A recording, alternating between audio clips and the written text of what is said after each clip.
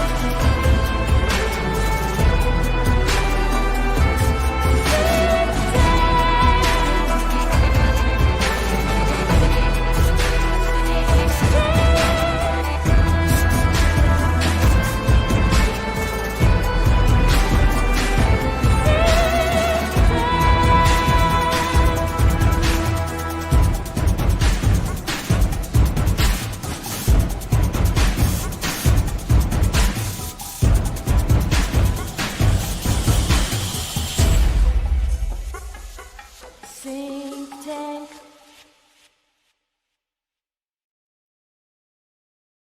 Dude, Aubrey Plaza is totally a witch, right? Like isn't that kind of I feel like everyone kind of already knows she's a witch. Like she just isn't how many times have she played a witch? Like she's such a witch. You know what I mean? Like Aubrey Plaza. Which witch? What's wrong with witches? You got a problem? That's kind of my point. I think there's nothing wrong with her being a witch, but she's just a witch with a capital B kind of a thing, you know? Like isn't that really the I don't know. I don't like Aubrey Plaza, and I don't think it bothers me that she's a witch. It's just like maybe, you know, because she's a bad person, she's a bad like an evil witch or something. I don't know. The whole thing with her husband, Jeff Bina, who made I Heart Huckabees. I felt bad for Jeff. I mean, it's hard enough being named Jeff, but the guy did make I Heart Huckabees, which was a cool movie. Did you guys like that movie? Yeah, have you ever seen the behind the scenes freak out with him and Lily Tomlin where they're shouting at each other? Totally, and like the whole time apparently there's just a few recordings that they put out of her freaking out, but she freaked out like all throughout the entire movie. He's like, please stop trying to ruin my movie. She's like, I'm trying to save your movie. I'm just trying to make your movie better. Right? Well, you know, maybe she was. You know, that's the thing. I don't really know what it would have been like if Lily Tomlin had more creative control of Heart Huckabees. I mean, it's a good movie to begin with, but maybe it just could have been great. You know, Was she hired to give creative control? No, that's the thing, though. I'm not arguing on behalf. I'm just saying, you know, like we won't know what that would have been if he would have just like, you know, let her take more of the reins. You know, but that's possible. I will say about Plaza though is that in my opinion, and everyone's entitled to their opinion, I have my own, is that she's incredibly funny. She's funny. She's laugh out loud funny. I laugh at so many things that she's in. You know, maybe not all of it, but a lot of it, especially the Chucky movie when she was in the Child's Play movie. That was great. She made the movie. She carried the whole film. That movie wouldn't have even been watchable had it not been for her. I want to know what Andreas's beef is. I don't know. I just don't like her. She rubs you the wrong way. And like I don't know if that's just wrong. Like, but I just don't like her one bit. Everything about her. Okay. One bit. Wow. Yeah. I don't know. I have like no good feelings about this woman whatsoever, and she seems like maybe a symbol for all the things that I think are wrong with the whole world. Oh, where did Anna Nicole Yeah, go? it's a strong. No, she probably is friends with Aubrey. She has to stand up for her friends. That's fair.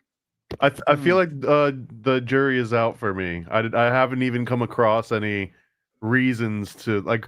For example, I've heard you stick up for Tom Hanks, maybe Tom Cruise, but definitely Tom Hanks. I felt like you stood up for Tom Hanks. I like his Tom movie. Hanks, No, but I feel like you know were what's on board. standing up for Tom Hanks now just means that you're not saying he's a satanic pedo. Like, Yeah. That is it's right. like, That oh, is you don't think he's a really- satanic one? You're going to stand up for the guy. It's like, dude. You're 100% correct. Yeah. That might be real. I don't know. I mean, so but why did Aubrey come up again? Wasn't there like a reason for that? Yeah, I because we forgot. got this thing sent for the Anna Nicole in the chat sent the Oh, that's right. you should actually share a screenshot of that communication around what is that called? Oh, Agatha, right? Or no, that was Will. No, brought it that's Will. No, the thing that Let's go back initiated it further. was this like Reddit Yeah. explanation of her Okay. with witchcraft. Yeah, here There we you go. go. That's what it was. I have fought Aubrey Plaza in the astral realm on several occasions, and each time the fight ended in a stalemate. This bitch is super powerful, and you need to be careful if you encounter her. Last time I engaged her in single combat, she had a lizard cat hybrid with her. See, that And sounds believable. That's the thing. I believe this completely. Yeah, This is- now I you're like, okay, no, that's very specific, and it sounds totally true. But continue, sorry. feel like I've been through this. And he tried to claw my face off. His name was Jeff. Jeff is in Jeff Bina. That's her husband. Yeah. Aubrey Plaza is not just a witch. She's a super witch. And you need to be extremely careful around her in real life or in the astral realm. ITT, I will tell you how to keep yourself safe from her and the rest of her coven. Please pay attention. I'm going to help you. I'm going to help Aubrey Plaza defeat you. What? Who's on her side? This is what's so scary. I Why are they definitely messing with her? would love to see a new Craft movie again, and I feel like she could probably fill some of those roles. I did just recently watch The Craft again, and She I could- feel like She could be just as good as a Firuza Balk, I think. ooh, Craft trailer. That's not at all. That's not at all what I meant by Craft trailer. Craft trailer. Didn't they do a remake of this? Did they? If they did, it probably wasn't very good because I can't remember much of it. Craft Legacy. That's right. Yeah, Craft it Legacy was did have okay. it. Yeah. Yeah.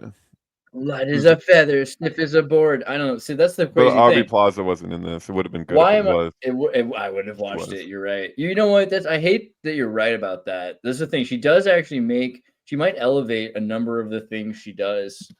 That might be true. Have you seen The Little Hours? Just comedy wise, like that movie's hysterical, dude. That's laugh out loud funny.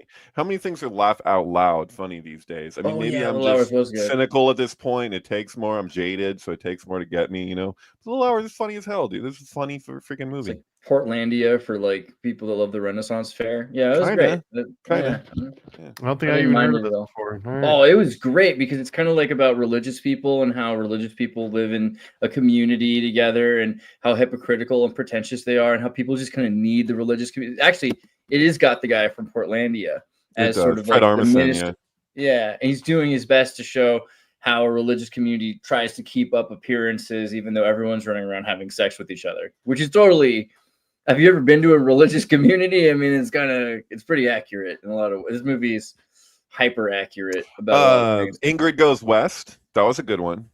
That's actually. I'm just gonna go so far to say that was a great movie. Excuse me, people. We're just gonna go through all of the good Aubrey Plaza movies. You know what? You have to Hey, remember I'm gonna say it. Everyone wants to say, whatever. I mean, the idea of her being a super witch in the astral plane sounds totally believable. Yeah, and you got to remember the good times. And so like Elizabeth Olsen's in this movie too, which is any Olsen symbol is like a sync to me. I feel like they're a very powerful the Olsen egregore, They're not just a twin, it's a thing. What's the show that she was on Amazon recently? Hotel show. Amazon show. I don't know. Oh, White Lotus. White Lotus, yeah. Right, yeah. What did you think about her in White Lotus? That was HBO, by the way, but I haven't seen that season. I need to see that season. I saw the other season. I think it's a true story. I feel like it's about her and her husband or something. I could be wrong, but Jesus. I mean, it's basically she meets up with some couple, and the couple are kind of sexually deviant. Like the husband cheats on the wife, and the wife cheats on the husband. And then she's in like a sexless marriage that's not going very well. They're very sexually frustrated. And then they end up cheating with the couple, essentially. Wait, it's not gossip, it's sync.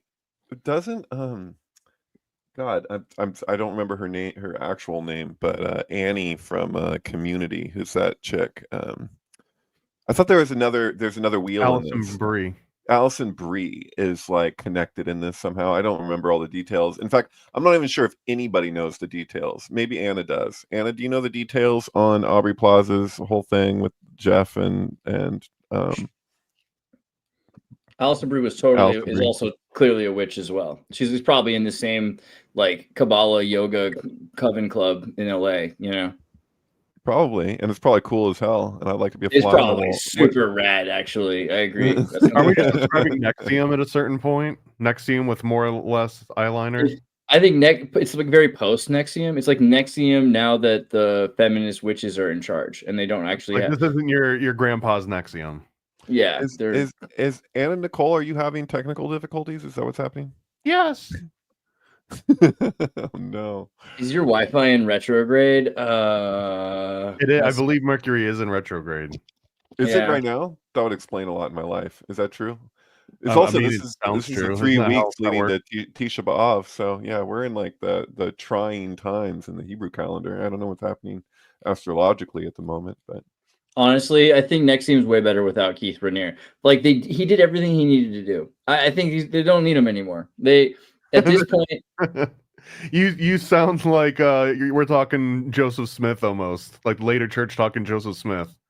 I mean, he's kind of. I think of him more of a Brigham Young character, but yeah, I don't know. Really, I mean, you sound like Brigham Young here. It's like that it was great what he started and all, but we've got it from here, young one. Well, I feel like people don't get how weird NXIVM is. I mean, they only ever talk about like the sexual branding stuff, you know, and I don't just mean like logos and branding. I mean like straight up, you know, barbecuing your girlfriend with your symbol on her, a little bit of graffiti for you there. But he did. I remember we knew NXIVM before we knew NXIVM because of What the Bleep Do We Know? You know, that was their movie. They financed What the Bleep Do We Know? This is one of those did movies they? when I realized Yeah. that there was like a line in the sand that like mentally I couldn't find myself crossing. Like this became a litmus test for me. Right. You know what? That was Greg Braden's Awakening to Zero Point was my version of that, which was around the same period. Yeah. Where you just Yeah. had Wait a somebody minute, like, maybe not all of these online documentaries are true. yeah, or that there's like you're like, well, this is true, this is true, this is true as you're watching it, and then there's like this giant leap where you're like, wait a second, and the way it's being presented is all like, well, this is and this is why we're all going to eat bugs and fly cars. Well, that's exactly why you didn't sacrifice your girlfriend to Keith Raniere, you know? So good for you. You could have easily been swallowed up. Mark Vicente, whatever this guy did. He actually was part of the NXIVM cult, made the documentary, and gave everything he got, all the money and everything to Keith Raniere. He made a documentary and a book about it, or at least a memoir called "How the Bleep Did That Happen," which is pretty funny. I think that's Have you all seen about. it? I saw so many things about it. I'm pretty sure I saw this one. It might be that I just read this, but I know I've seen him interviewed in at least 3 or 4 NXIVM How the Bleep Did This Happen kind of documentaries. And they interviewed so many of the people, you know, that were involved with it. And it's interesting to see as the years go on, because for a long time, a lot of the girls continued to defend him. It wasn't until I think maybe, you know, a couple years of him being in jail that finally a bunch of the women kind of said, okay, we're not going to defend what he did anymore. But for a long time, everybody was like, hey, you know, this is our secret, you know, sorority. Because, you know, if a guy has a, you know, a brand from some college club, nobody gives him any trouble. And if, you know, you went to a frat party and they shove something up your genital hole, they don't give you any trouble for it. So why is it that, you know, is this complete sexism that women can't have a secret society? You know, it's kind of weird do, though. I just want there's kind of a sync here for me on like because I'm looking at that image that you just shared of the quest with him underwater like that, and right before you pulled this up, I was like thinking of Al Gore's documentary Inconvenient Truth, which is you know related to rising water levels and all of that. And NXIVM in a weird way because Al Gore, right? Just kidding. No, there's something to it actually because there's kind of a parallel in a way. No, I just wanted her hypnotic stare for a second. Okay. Yeah. I'm gonna use power for good instead of evil. It's a love-hate relationship is what I'm picking up on a little bit here. Also, and just to give proof to the point where whenever Keith Raniere fell down and you were like, hey, if it was just some guy in a frat doing this, which is true, because if you look at John Hamm, this comes up every once in a while, Don Draper, right? But John Hamm tortured that guy. He tortured some guy by sticking things in holes while he was in a frat. And even when this comes up, it's just like, yeah, guys will be guys. And I think the guy even spoke up and he was like, I forgive him. I'm so sorry. I forgive you. No, it's like that Thomas Kincaid bit about I want to do like a VH1 like kind of doc thing where they look back on stuff that the wild times or whatever, where Thomas Kincaid like in the 70s was just like doing rails of coke, and he was just like, I'm gonna paint 8 paintings tonight, and his friends would be like, Thomas, you can't paint 8 paintings in one night. That's crazy. And he would freaking do it. And you interview all these people who were like hanging out with him at the time. And it just gets worse and worse. Like the things that were going on, underage stuff. Like he'd like paint the little girls in the cottages if you look really closely. And then he gets with Lisa Frank. And then it's like, those were like the good times. They're like, when Thomas met Lisa, everything started to look up. He stopped painting those real like dark wintry scenes and he got more into spring and summer. And then it's just, and then she meets who's that guy who did Yellow Submarine, or in this Yellow Submarine was in the style of, I forget, Peter Max. It's like Peter Max meets Lisa Frank, and then they're going over the whole thing. But the point is, and the reason I'm bringing it up is that they can always excuse anything by saying, well, those were just wild times. So like if somebody's getting interviewed, if some band is getting interviewed about this shit, like Led Zeppelin or something, and like stuff that went on in the 70s, you're like, you kept a girl hostage in a dungeon? What? And he's like, well, those were wild times. You got to understand. And it's like, oh, those are wild times. It's like, that was, Pretty much my whole life has been wild times. So I feel like I can use that. It was the 70s, so you bring this example up too about about Polanski and Nicholson, right? That totally one sacrificial lamb. But if you were to systematically go, or Weinstein or Diddy or Epstein, if you were to systematically go through each one of their industries and be like, all right, we're cleaning shop, you'd find so many more of all those. But it just seems like the one guy gets caught for it. Hence, Keith Raniere. Keith Raniere gets caught for it. I feel like he did some tax evasion, or he pissed someone off at some level. He pissed off someone in Mexico.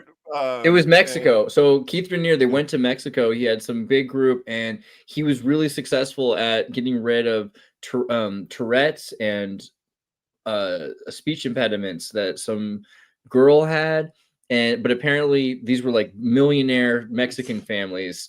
And so he offended like just the wrong cartel government connected family in Mexico. And then boom, they raided him and they arrested him. And apparently he did have like a relationship with somebody who was like under the age of 18. So that was relationship is really complicated when you're in like a hypnotic abusive thing in a cult, but relationship loosely. Yeah, I mean, it's probably not the right word to even use. Like, he abused someone who was under the age of 18. That was the point where they said, okay, well, we've been covering for your, secret society, your frat and your sorority, and all your hazings and whatever you're doing with your giant, because he's building up like a sexual tantric army. That was the thing that's kind of interesting about what he was doing, was he's getting all of these women who were then going out, and they were bringing, it was like a pyramid scheme, very similar to what Epstein was doing, and very similar to, well, the honeypot thing. In a sense, the honeypot thing is definitely really was. I don't know. It's definitely true, because NXIVM was picking up on, I think Chloe Sullivan was from Smallville, and a number of these other actors and actresses that were involved with NXIVM. They were trying to prey on famous people, the same as Scientology, the same as Epstein for sure. Is you get famous people because A, they endorse you and they make you look good. B, they're really good at advertisement because they're commercial characters that play. C, they're vulnerable because Chloe Sullivan was born in Germany and raised in the United States, and she never felt completely like she belonged, and her way of belonging was to pretend and act like people wanted her to behave, so he could already get her into this reward punishment schema of behaving the way you wanted to behave. And then she's going and getting and recruiting other people so that she can move up in this program. And he did all kinds of interesting things, like, again, getting rid of speech impediments or I mean, there's dyslexia. I forget. There's some similar to L. Ron Hubbard, though. He was able to get people who had psychological reasons for their Well, he wanted asthma, you want to cure asthma. you want to root out the most susceptible people to hypnosis, and that's something that cults do in general, you know, especially these like high profile ones. But the celebritism thing, like this connects to what Andy Warhol said about the future of celebritism. Like it would mean less and less in a sense because anybody and everybody can become a celebrity. So like it's you can see evidence of this with how much money was spent on Kamala's campaign towards celebrities, and then putting all these people on Oprah, paying each one millions whatever dollars to just do the endorsement and say whatever. And interesting, they're all people connected with the Diddy stuff. Like almost everybody that was on the Oprah episode, there's like a ton of celebrities. Like, wow, each one of these people has just been implemented in the Diddy scandal. How is it that they're all just, you know? But anyway, no, the point being is that it's losing its oomph, and it connects to what you were just pointing out, Thomas, when you brought up, you know, so I love the applicability of the topic because it's a template that gets reused. But when you look at like Jack Nicholson and Polanski, it's like, dude, that incident, the hot tub time machine incident happened at Jack Nicholson's house. Like he had at that house, no one ever talks about this hardly, but there was a tunnel in from that house that incident happened with Polanski to the Playboy Mansion. Like what that place was like. Can you imagine like the parties that Jack Nicholson, like I don't even, you know, what happens at Jack Nicholson's parties stays at Jack Nicholson's parties, I'm sure.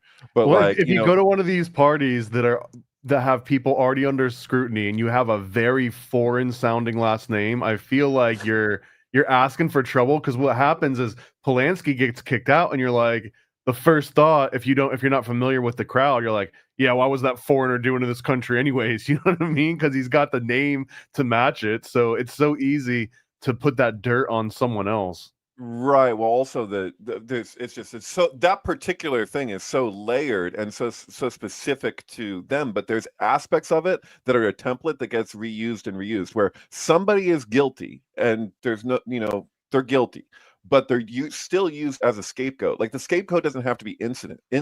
That's something that came with Christianity, was the idea of the innocent scapegoat.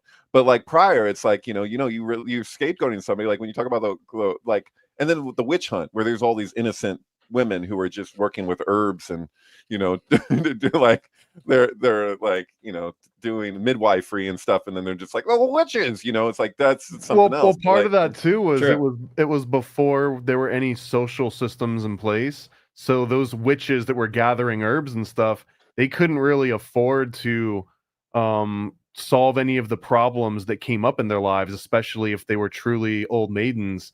So they become to see as burdens. You hold this old lady ratcheting at night and like petting cats and stuff, and you're just like, she's going to need help, and this is just becoming a big burden. And it turns into one of those scenarios where the entire town is burdened by one person, so they can all just come together and kill them, like literally just tie them up and burn them on a stake. Can't do it. I can't help it. I can't help it.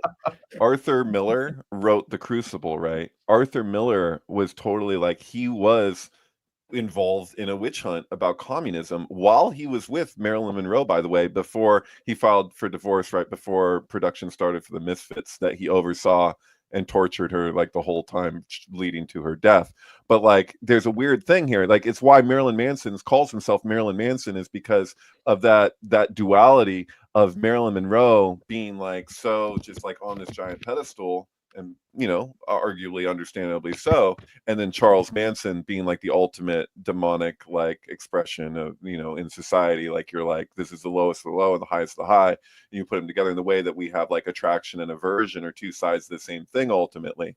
You know, like we could just as easily, like if we found out the wrong thing about Marilyn Monroe, we could totally flip the script. If we found out something about Charlie Manson over time, where you're like, oh, well, he was trying to prevent the apocalypse. Like this would have been so bad had this not happened. You know, it's like that. Even more modern version of that is Evan Rachel Wood and Marilyn Manson, to tie that, make it full circle. We were talking about like these abusive and abusive relationship in the terms of Keith Raniere, where it's like a overtly manipulative because of this huge power imbalance. And I don't know if those are too like woke in nature, but I understand the dynamic at play there.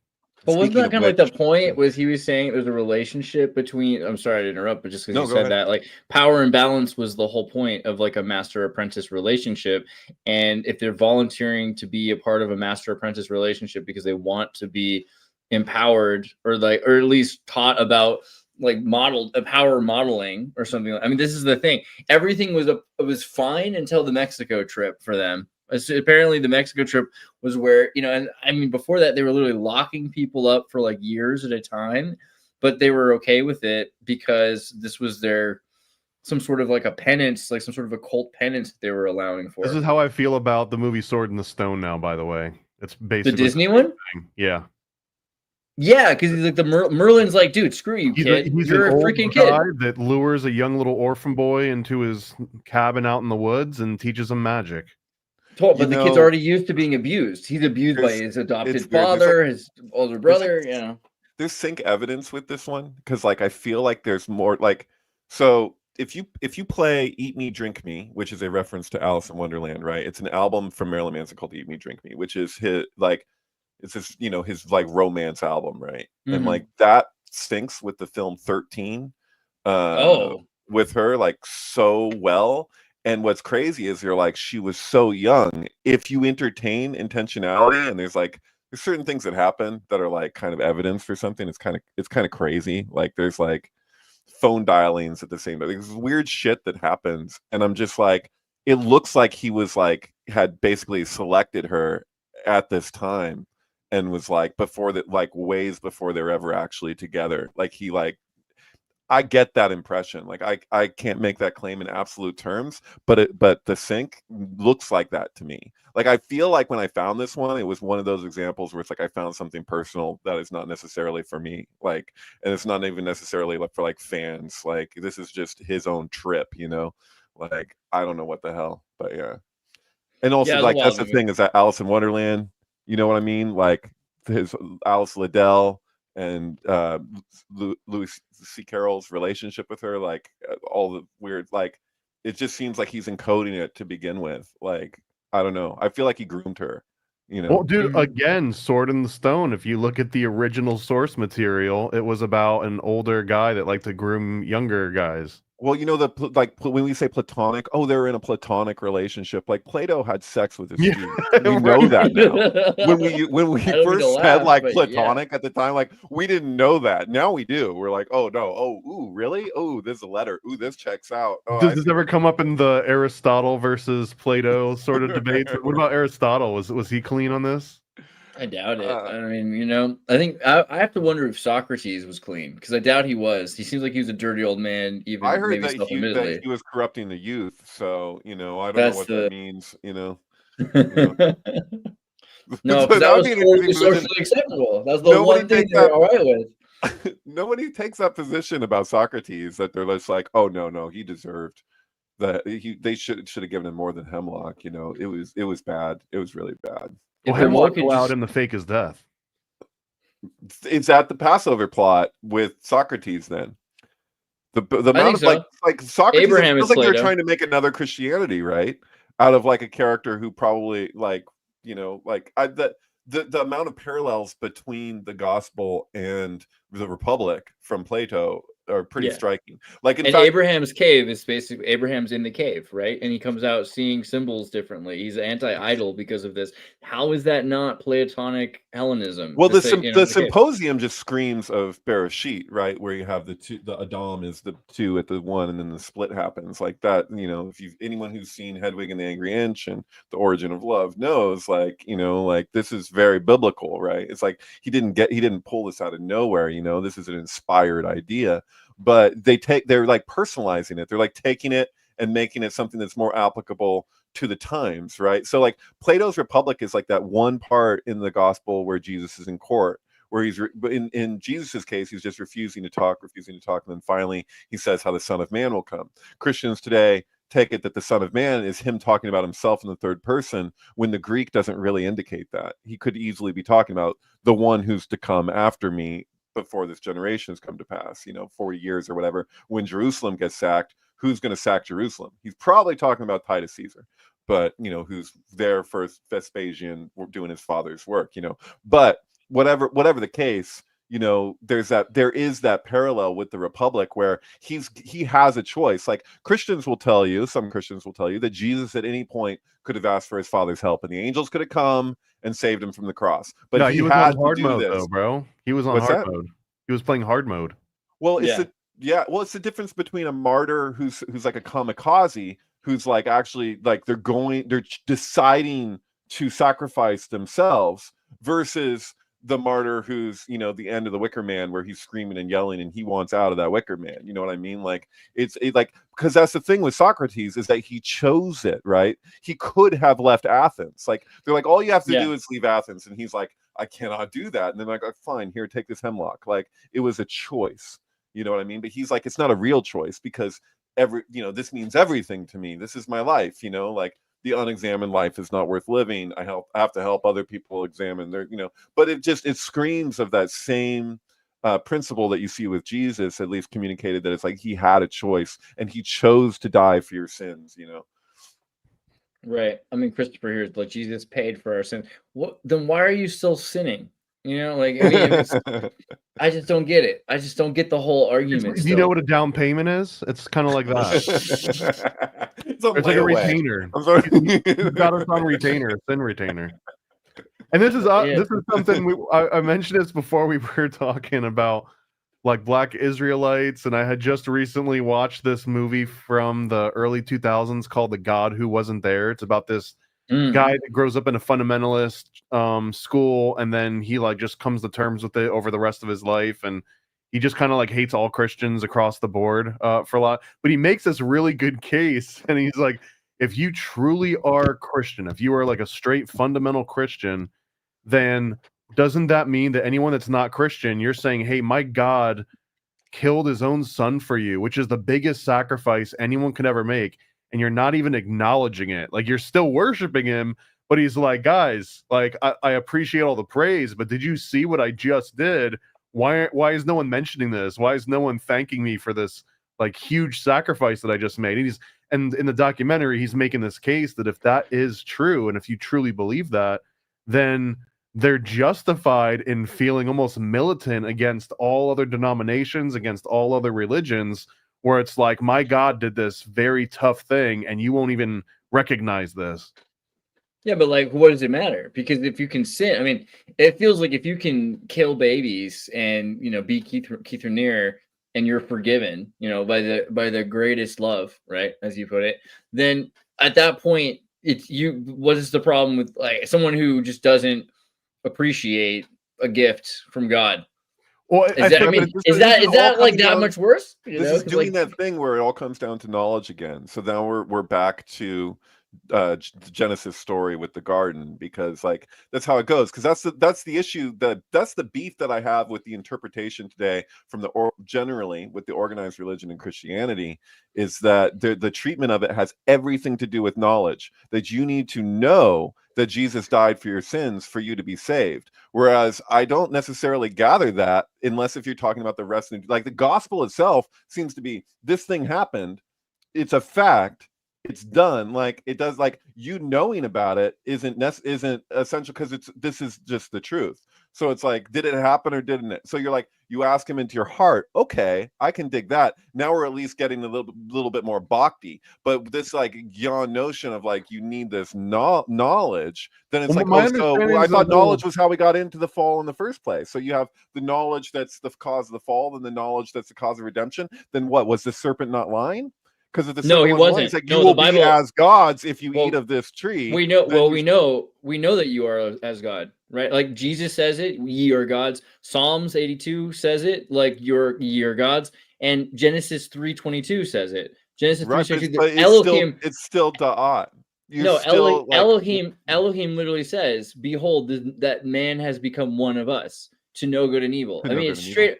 God straight up says that Satan wasn't lying. That the serpent, whatever you're going to call him, wasn't lying. Like it's clearly true. Is the tree of life? Is this the Christian interpretation? Is the tree of life Jesus himself? Because you eat of my flesh, we're all the same. Like this is the point. Now, when you say Jesus, you're saying everybody. Like that's the thing about like that you eat of my flesh, you drink of my blood. And we make that into a sacrament. Like if you do this ceremonious act, then whereas it looks as though from my reading of the gospel is that it's always already.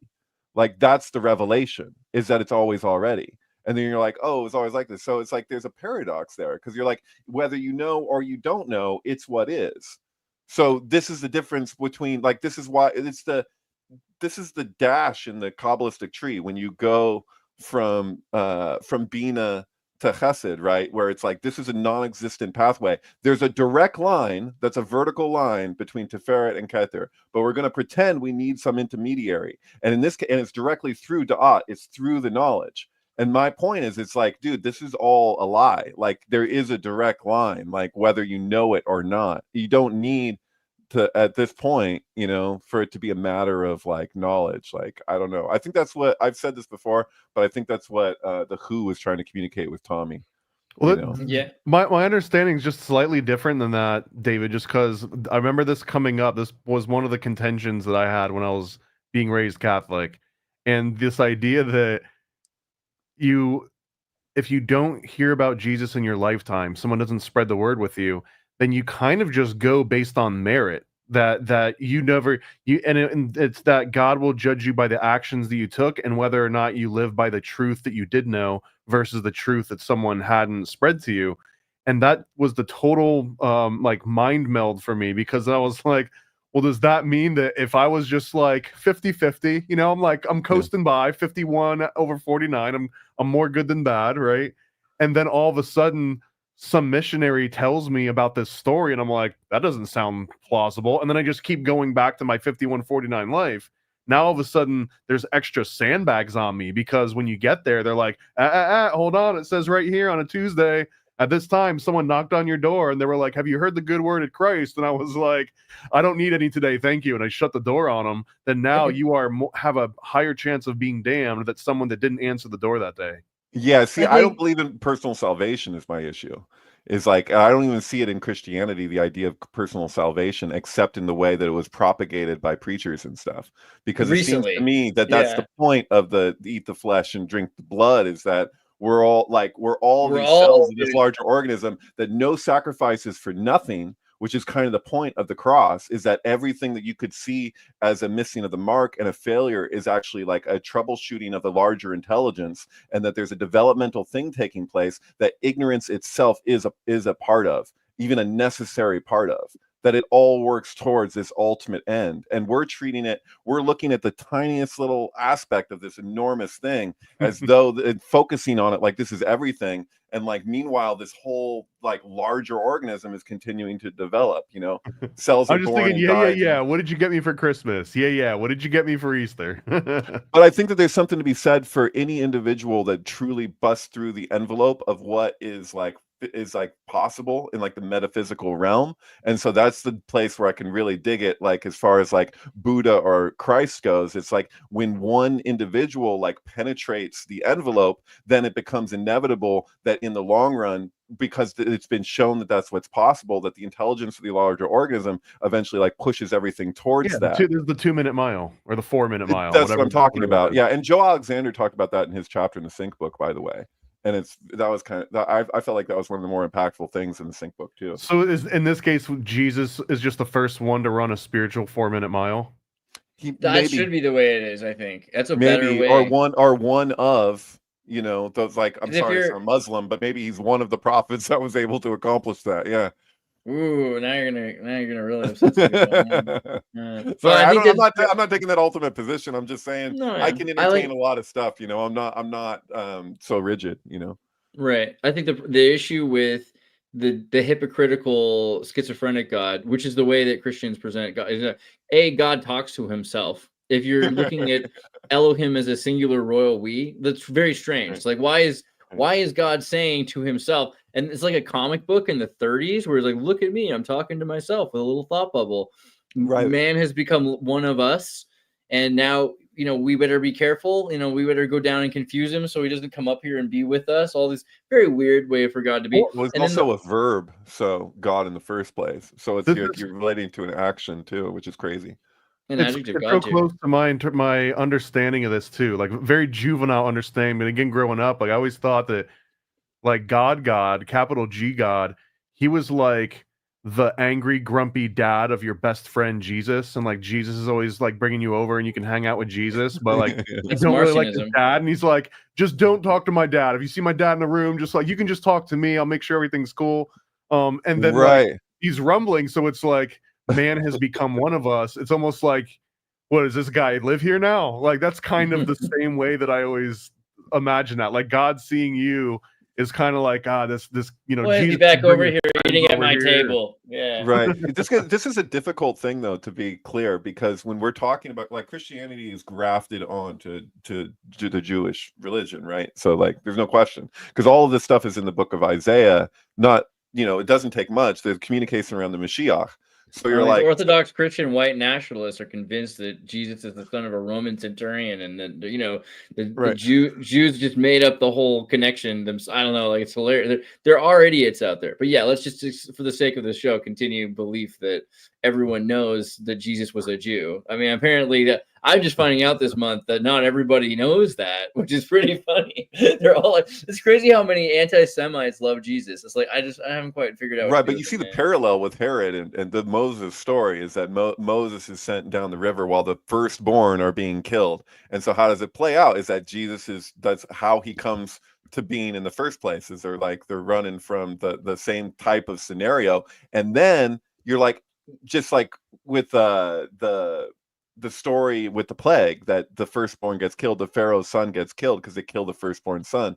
Whether it's Samael or whatever demon, the angel of death that does that. But the throughout the Old Testament, there's these lines where you see these reoccurring thematic things take place, and it's done in a very mathematical way. When I say that like the New Testament is grafted onto the New Testament, like that's not just like an allegory necessarily, like that goes deep, because the Romans invented grafting. Like it was, and the only surviving text other than the text of Josephus Flavius, and apparently the Gospel and Flavor Flav is the text of a Roman botanist. I forget their name, but so that there's the Romans were like obsessed with botany, but also with the notion of grafting. And so the way that the New Testament is grafted onto the Old is literally like it's woven into it and through the prophecy in the book of Isaiah and the scapegoat ritual, which is just maybe vaguely referenced in the Old Testament, but is more of just like an ancient Jewish ritual that was apparently laughed at by the Jewish people. So I talk about that a lot, but it's significant that it was a satirical thing. So it's almost like it's like a joke on the Jewish people, that it's like your Messiah came, like there's nothing you can just accept that your Messiah came, and they're like, wait, the Messiah coming is supposed to be the end of all debt forever, the releasing of all slaves, no more servitude, like the end of debt. Like if that hasn't happened, the redemption hasn't happened, which is interesting that we use a word like we were just mentioning earlier related to money, because at the first dollar, the Jewish temple lost all of its debt, right? Like 70 AD, there's no more Jewish banking from ancient, from the 70, the second temple, third, there isn't its third temple. So after the death of Jesus is the second collapse of Judea. There's the Babylonian collapse, and then there's a second collapse. So it's even more of a historical anecdote that this is the time, and Jesus is the zeitgeist. Because at that moment, that's the way things were going, and Rome is going to collapse essentially and the SPQR is going to become. Your reward is in the world that is to come, which is to say, it's an Jews move to Greece and to Turkey, and they get out of Israel. They're going. In order to accept Christianity as it exists, that it is this thing, you have to interpret it through the lens of almost like a yogic place of like it's always already. Just you can't, or like the Philip K. Dick idea that there's these different timelines. You could just leap into one. You're existing somewhere else. You could be meeting somebody in the alternate timeline. They don't know, they're in a hellscape dystopia, and they're like, "How are you in utopia?" Like it doesn't make any sense. But that's just that. This is the plot of Perfect Strangers. No. Maybe. Well, I was thinking about also because Jesus. A lot of these Christians are pushing this idea that God sent His Son to die, which I don't take that. I don't take that reading. If you read John 3:16, it's like, for God so loved the world, He gave His only begotten Son. It doesn't say like God sacrificed His Son, Right, but there it is which is again, weird dude. because of Abraham. For whosoever believeth in Him, so shall not perish but have eternal life. Is the believeth in Him da'at? Are we talking about the same thing? If we are, is that like the Sefer Yetzirah, the explanation of the lightning flash? Did you have a lightning flash in one direction and the serpent in the other? Nechesh, the Hebrew for serpent, happens to have the same gematria as Mashiach. The Messiah and the serpent have the same mathematical value, which are also Fibonacci numbers, which is what the lightning flash is, which is what the tree of life is. Trees, lightning, human beings, all living organism are governed by this ratio. It just so happens that 358 is the gematria of Mashiach as well as Nechesh, serpent and Messiah. It's kind of crazy. Yeah, I think that we need to be careful not to read the Bible as like a lawyer's contract. I mean, there's certainly places like Deuteronomy for sure. They're Jewish lawyers, any of the Cohenite stuff. But John 3:16 isn't saying, if you accept the benefits of this contract, then you accept the obligations of it's not the way it's framed. I don't think they're saying that it's not a voodoo capitalism promise that you have to believe in order to be saved. That's not what they're trying to say. It's the defect in the tree of life, because you say the tree of life is perfect, right? Because this is the shefa, this is the emanated flow, this is coming directly from the Godhead, right? Is this source? But the thing is that if there is a defect in the tree, otherwise it would be static. We need that distortion introduced. Then da'at would be it. This is why there's the book Pardes Remonim, Garden of Pomegranates, that Israel Regarde named his book Garden of Pomegranates after, from Ramak from the 16th century, where he has this explanation of da'at as a sphere. And if you like, imagine like you wake up within a room within a sphere, like there's all these rooms. It's hard to explain this, but it's like there's all these rooms and each room has 6 doors. And you're in this room and it has a certain, like, there's the architecture to the room. Like you're looking around, whatever, it's decorated a certain way.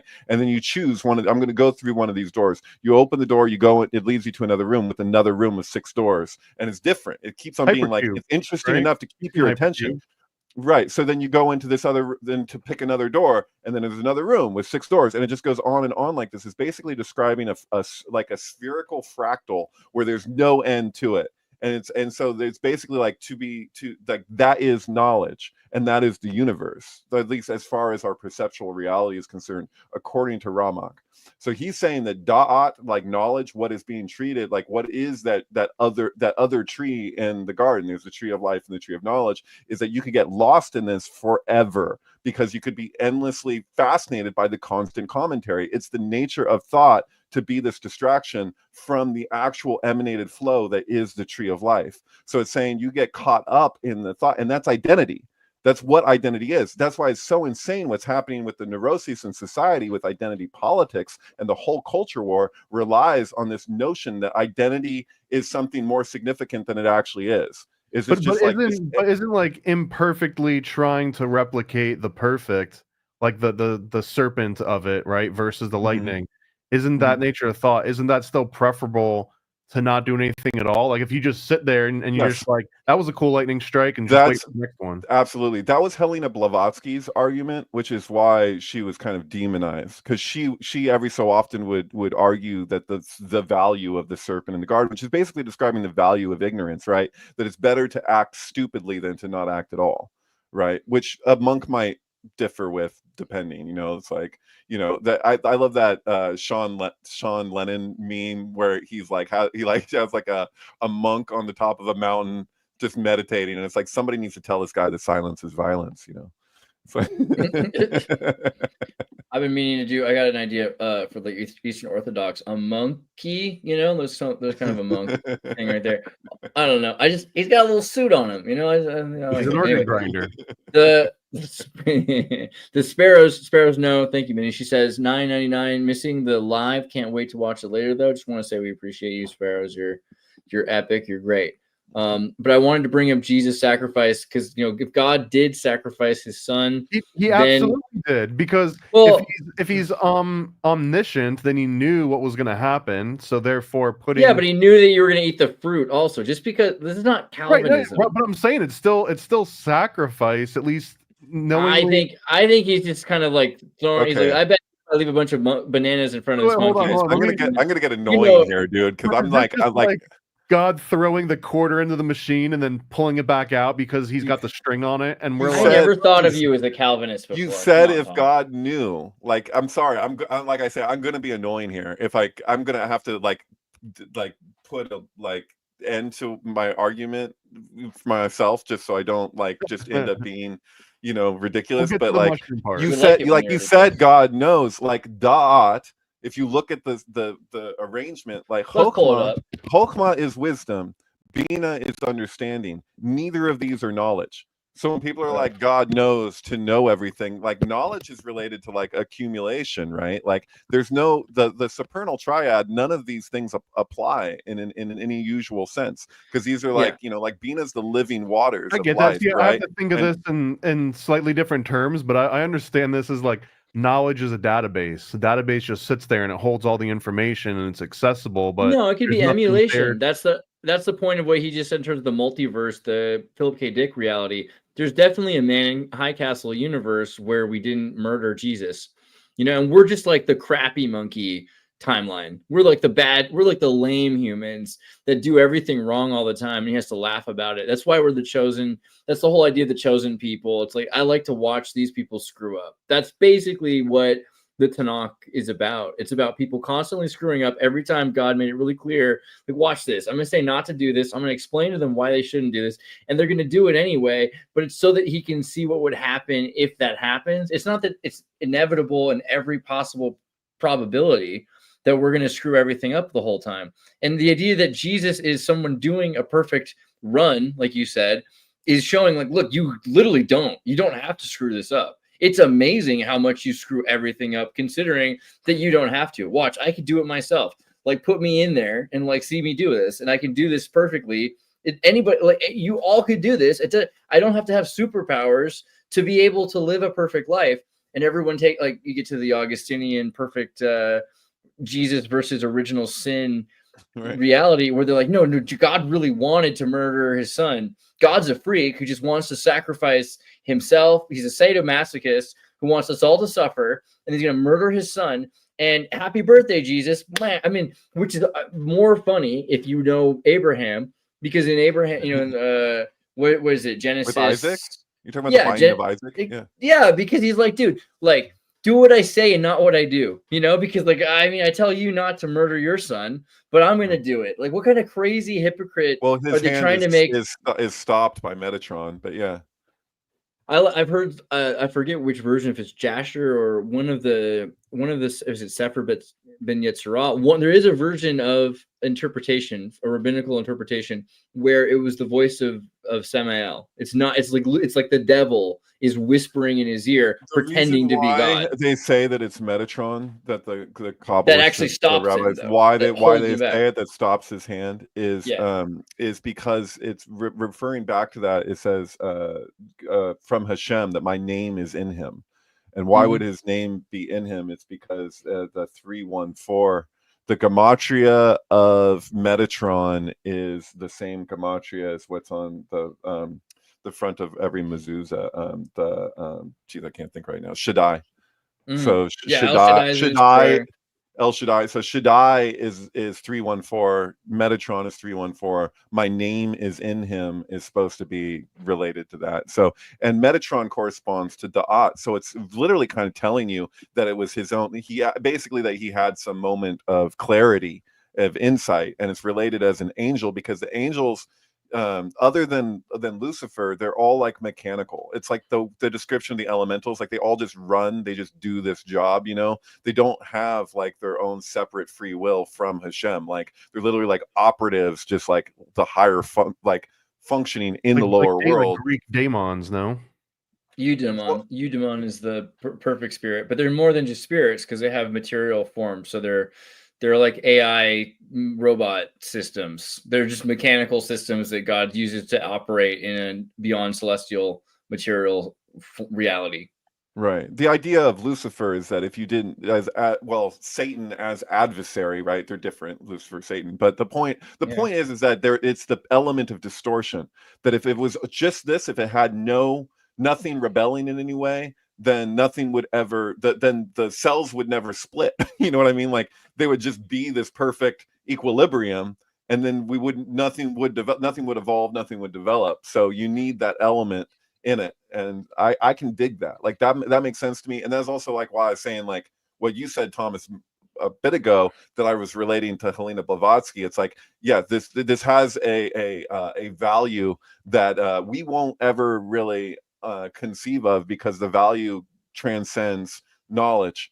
So like, and that's the thing, like somebody in the comments, what is it, the film Death Squad or something, I just saw they were like knowledge and wisdom, you know, like these are just words. Haven't you heard it's a battle of words? But like there's something transcendent of what is wisdom versus like knowledge as accumulation, because we identify with knowledge as directly connected to sex, not sex itself, but our hangups around sex, or our identity as it relates to sex. So like it's the same energetic that you experience when somebody makes fun of you for not knowing something, and they call you a retard or whatever it is, or if you're proud that you did know something, like I knew this, da da da da.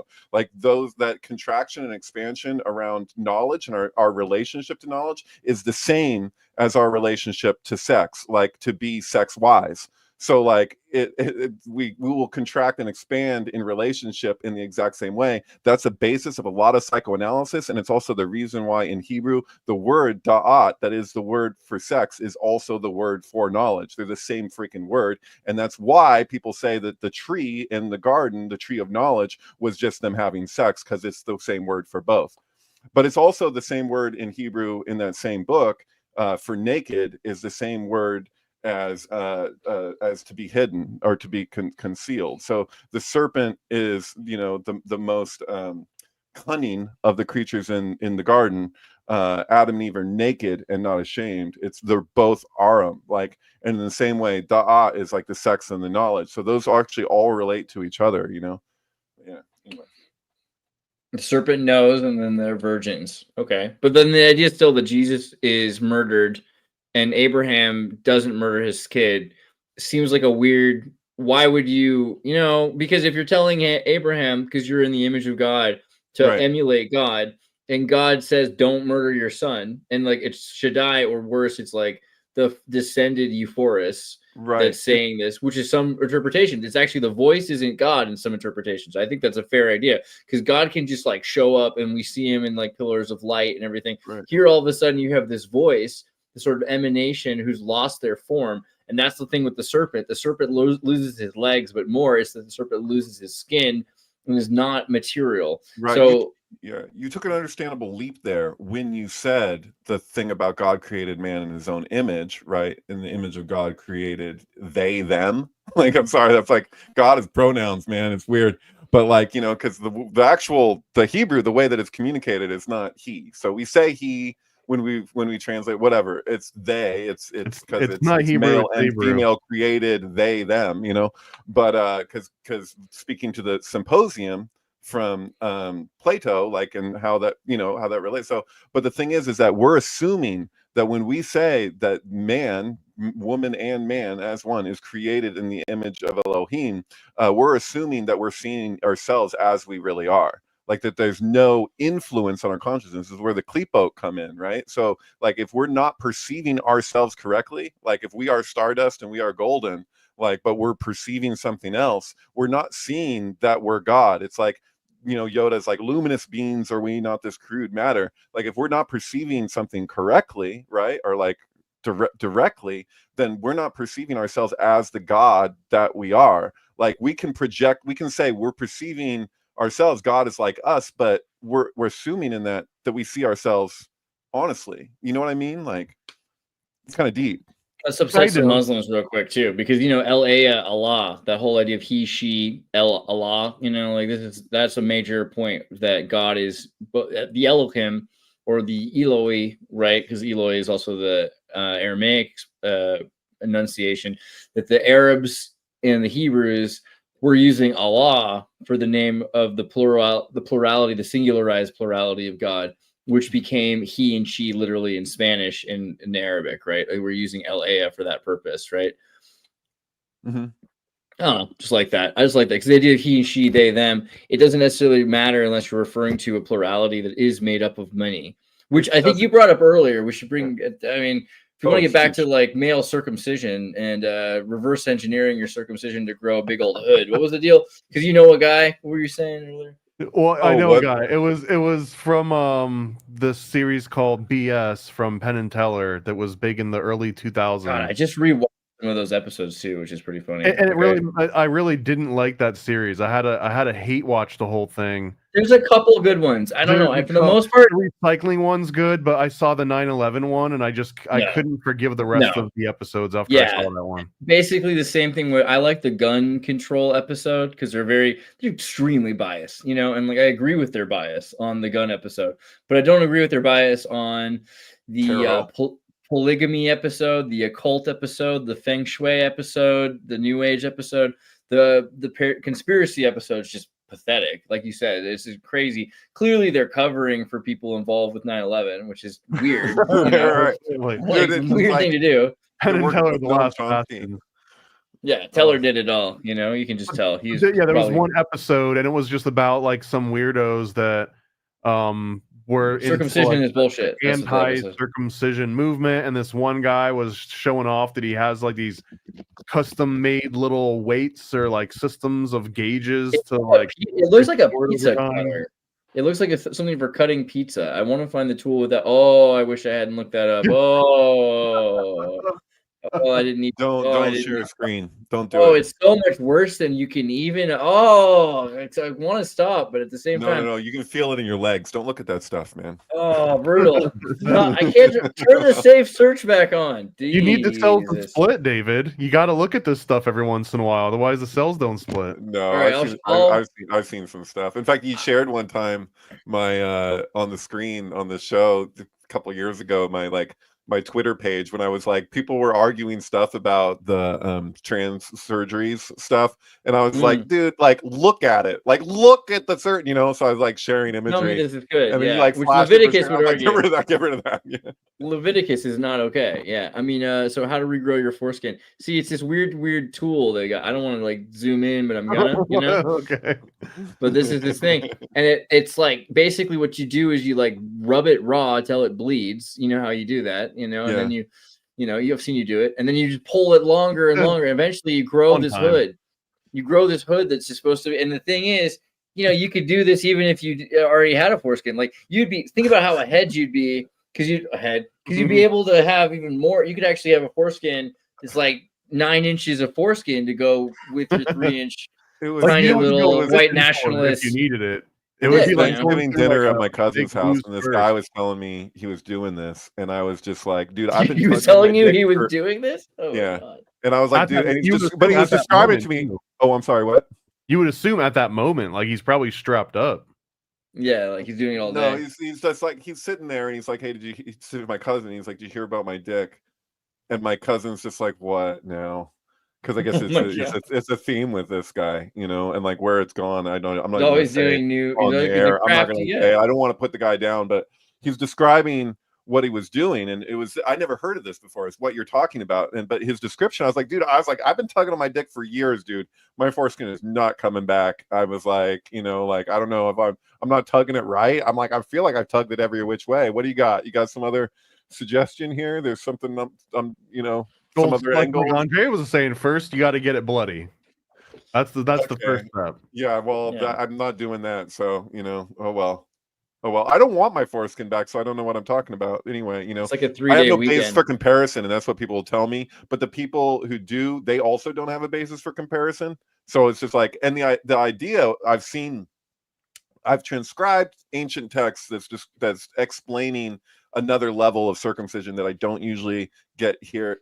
I don't see people talking about it in regular like conversation about circumcision, but it has to do with this. It's kind of like similar to circumcising like yourself or your soul or something, right? That's like well, it actually you're supposed to circumcise your whole being, not just your dick. No, there's that too, but I'm referring to literally like that. There's a practice that goes along with it that is like that you're focusing all your attention towards the tip, and so they have this whole thing about the tip. Like Malkut is the tip of the genitals.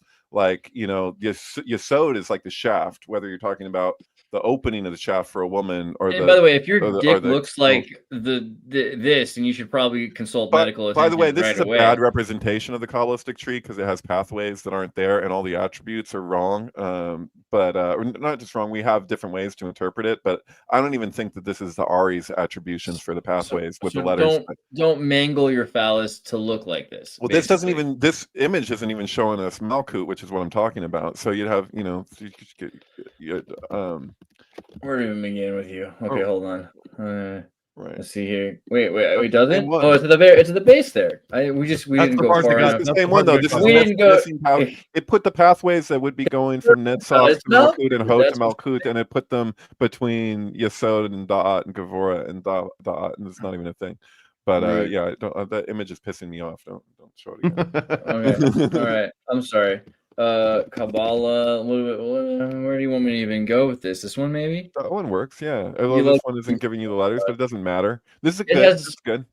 Yeah. This is good. But yeah, no, the point is that literally the point is that so Malkut and Keter are actually, they unify. It's a loop. This is a strange loop, right? The thing is twisting. It's more of like a torus. Like you shouldn't be drawing this. Like, I mean, we can draw it. I actually have it tattooed on me, but really like what we're describing here is something that's meant to be visualized in a different way. Like this isn't drawn in the Zohar. Like or the Sefer Yetzirah, like it's described in language, so like and mathematics. So you don't to depict it this way is kind of misleading because the whole thing is a twisting torus, right? So it comes back in upon itself. So Malkut and Keter connect. So the tip of the genitals on a man or a woman, like it connects to the core of the brain of the pineal gland.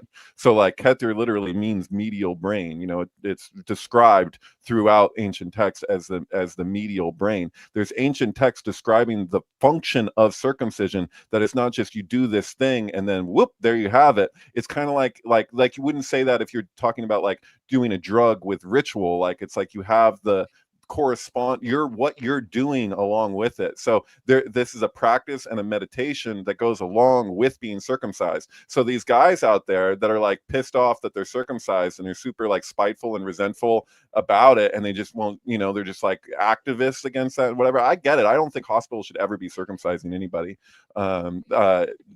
for like, or at least not bringing it up, what I mean? Like if that's requested from the parents, maybe, but like I get the like religious aspect of it, but not just like as a belief thing, but as a participatory thing. Like you're supposed to be directing your attention and your awareness all towards the tip in the act. You know what I mean? So like and that's supposed to connect to the center of your brain. Like there's a whole yogic really tantric practice that goes along with it.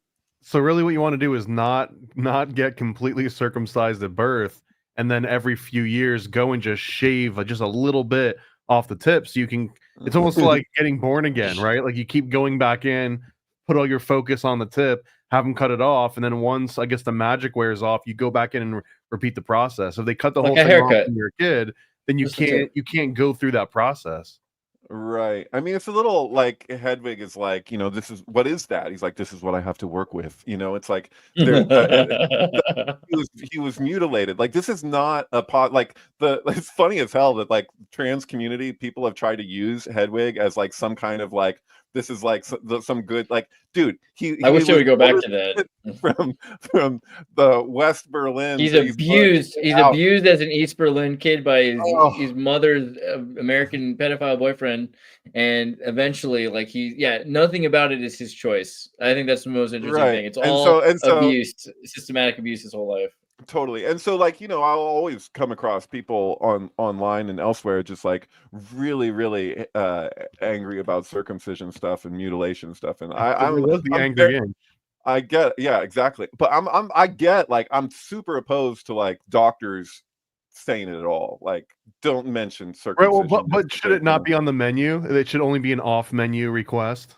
Kind of, yeah. And also like I like my personal feelings around it. Like, I'm not like I won't try to work towards instituting this, but my personal feelings, it should be up to the mother. Like, as far as it, because she's the one who's on the other side of that. Like, the if the dad wants it to look like his or whatever. If you're saying because they're Jewish, you're saying that it's passed on through the mother. The Judaism is passed on through the mother. Let her make the call. Like, I don't know. I have my own feelings about it. People will disagree with me and get really mad. That's okay. But I like the idea of consent. I mean, I'm not a huge like wait till you're 21 to drive person, but I feel like maybe by like 16 to 18, like I don't know, like but 20. Imagine how few people would get circumcised if they had to wait till 18 to 21 to do it. Almost nobody would do it.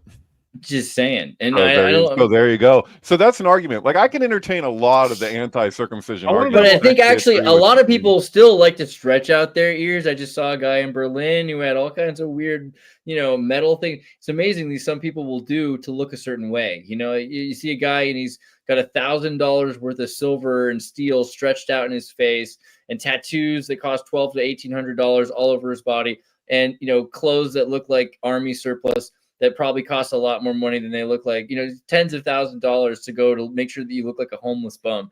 And I think the same thing can be true about circumcision. Like, there will probably still be people that say, I'm just doing this because I love God or something like that. As long as my tax dollars aren't going towards it. Sure. I mean, I don't even fully care about that. Like, if you want to wait till you're 21 and then you're in jail and you have the prison tax money used to get circumcised, you know what? Like, cut off your whole thing if you want, but just please wait till you're older. There's things that are counterintuitive with circumcision that a lot of people will be surprised at. One of them is that when you have complications with circumcisions, infections and stuff, if it's done by a mohel, it's far less common to have those bacterial issues and complications. Why is that? True. You would think that the hospital would have better results than like the saliva. I'm just kidding. Well, that does happen, but it's extremely rare. And they were getting like one time. It actually happened one time in history, and everyone keeps citing that one time. No. It's a sect. It's a small sect of Judaism that it's like Judaism's weird uncle. It's like Chabad is like Judaism's weird uncle, where it's like they have their Messiah like came and he died recently. Like they're on one. Like it's a trip. That's why I get really annoyed with that guy, like Shmuley Mateach. Like, that guy is not a good representative for Judaism, and he has no problem going. This is my main criticism of his. Is like, he goes on Alex Jones. He's been on these different shows, and he won't clarify that his brand of Orthodox Judaism is a specific sect of Judaism that the vast majority of Jewish people don't resonate with. Like, that whole thing of like that their teacher is the Messiah, whole trip. Like, dude, this is not representative of the larger Jewish religion. Like, he's not helping. It's like the ADL, or BB. It's like, dude, like, if you're just gonna project that you represent a whole group of people and they don't freaking resonate with you, that's not good. Because people get the impression they think that he's a butt plug rabbi. He's not helping. I don't think he does. No. Wait, who is it? Is it Rabbi Schneerson? Who is the Messiah for the Shabbat? It's like Schneerson, right? Is that right? This is the guy. Yeah, I guess so. Yeah. I forget though. I'm not super up on Chabad. No. By the way, Chabad. When we say Chabad, what it means, it's an acronym for Chokhmah, Bina, and Da'at. So it's got a Kabbalistic name, right?